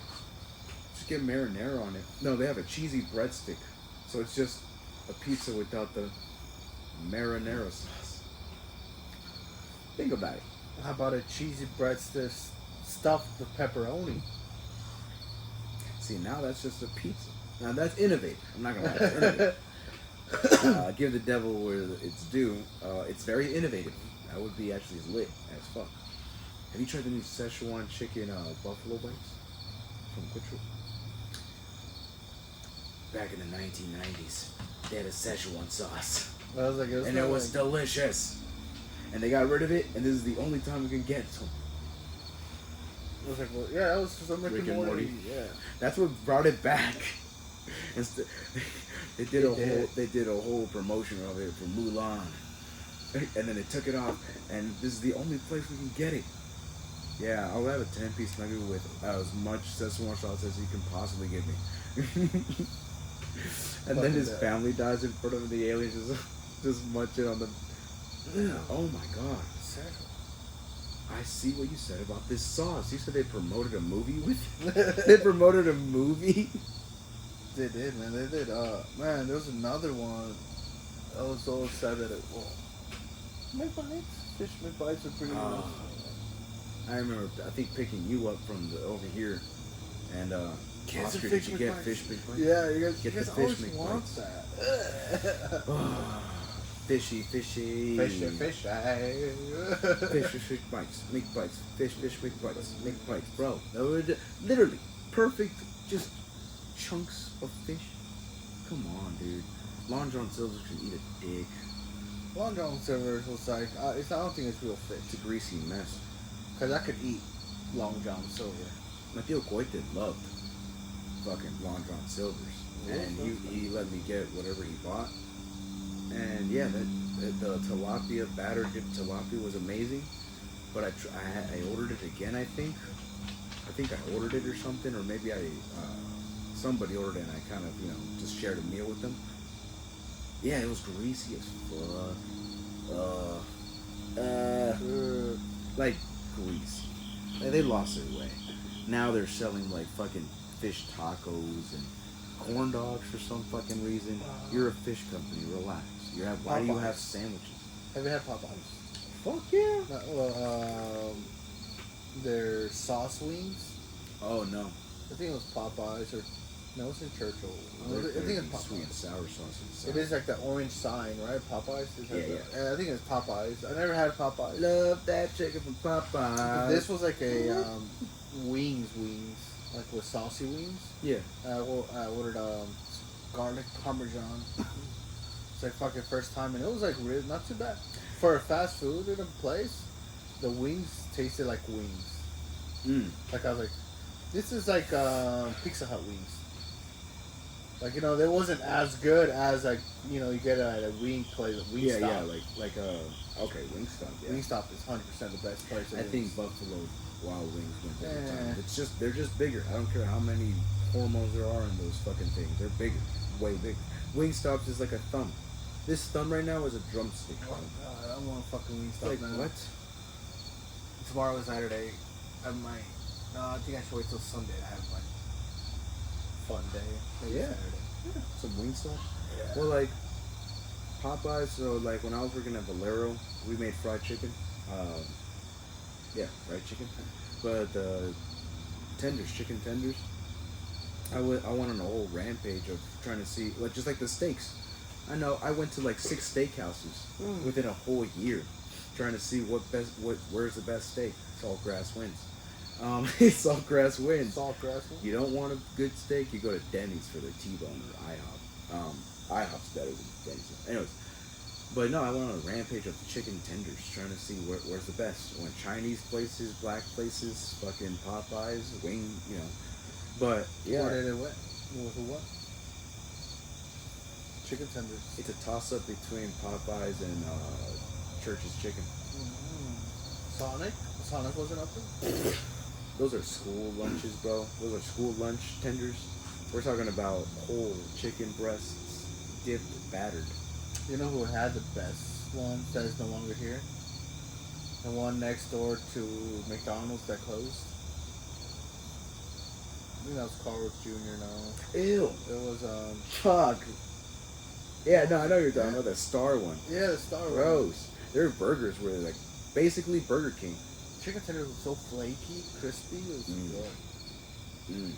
Yeah, I would say it's a toss up between Church's and Popeyes. But Popeyes though, their seasoning is amazing. KFC's cool, they're cool, but their seasoning whatever doesn't work on just chicken breast. It works on like dark fucking meat. Oh, they have some good dark meat seasoning. I think Riddell made a fucking KFC mimic of the seasoning. Or any inviter does when he was living with Jesus for some fried chicken. And he's all like, yeah, this isn't from the packet. I'm like, but this tastes like KFC. What the fuck? Bro, give her a go. Yeah, you're able to pull it off. Nice. Where's the best Mexican place? Depends on. Are we talking about Mexican restaurant, Mexican fast food? Mexican fast food. Mexican fast food. I go to restaurants. Yeah. To the north side, La Pateria, Whoa. Palateria. What the fuck? Yeah. Fast food? Yeah, that's fast food. They have burritos, tacos. Yeah. Dage ma torta de res, the tinga de res there. Fuck. A Fucking palateria. That's what their name is, but they have food there. It's a restaurant. It's like a sit down and fast food. We're talking about fast food. That's a restaurant. Fast food is there's a drive-through. That's what it. Okay. Fast food. Well, it's In and Out. It's fast food. It's like Wait, you just In and order- Out. Oh no, yeah, In and Out. I thought you were mentioning the restaurant In and Out. I was like, we have an In and Out here. All right, like gas with a drive-through sign. Gorditas over here on Harry. See, I'm not. What? Where? Who? Gordita. It's called Gorditas. Oh yeah, Harry. yeah. On Hydraulic. Is it hydraulic? Hydraulic and Harry right off. Yeah, right, yeah. Across from the gas station. Correct. Yeah, I'll be honest. I tried them once. They're really good. But they changed up their. What? They changed up their carne asada fries. They used to have like that thick fries. Now they went to that thin, crispy. And I was like, you guys killed it. I ordered carne asada fries from Alejandro's. They never did fries good. It was always greasy. Yeah. They're not even crunchy. Like my perfect carne asada fries would probably be nacho fries from Taco Bell, and just give me the toppings of what you put on a fucking Alejandro's. You know what I do?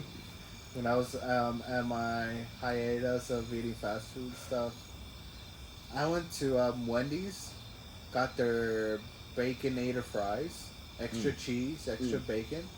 Went down to Taco Bell, got their super nacho, the nacho fries, with everything on it, with no tomatoes, just the meat, and extra side of bowl of meat as well on the side. Rice. Because I noticed they put more on the bowl on the side versus on the actual plate. Interesting. So like, let me get a bonus eye. And they're perfect. And of course, it's extra cheese. And then I go home and I put all 3 ingredients together into a giant plate, and that was like An amalgamation yeah. of fries, bro. That was I would do the same, but with only nacho fries. with only nachos. Yeah, I'll be like, hey Wendy's, can you give me whatever you know? If you know that it's cheese and bacon, just order cheese and bacon solo. From Wendy's. I don't know, right? Like, everyone's starting to get into Doritos Loco Nachos. I love me some good Dorito Loco nachos. Fuck, dude. I can eat me a whole thing right now, dude. Fuck yeah. Fucking Doritos Loco Nachos right here, right now, it's over, bro. It'll be disgusting. It'll be mukbang. How disgustingly good it would be. I love watching competitive eaters. Tacos. Oh, you mentioned that on the last one. Like, yeah, you guys We ate went. like 12. I think we. How many- Below mine are like 15. How many Burger King tacos could you finish off? Could you polish off? Normally or That drunk? was a gunshot. Like drunk me or normally? Normal. Okay, do like 4. Drunk? You can get 6 or 7. Now that I know my Really? limit of 10. 12? Oh, no, you didn't eat the 12? I ate like the 10 to maybe.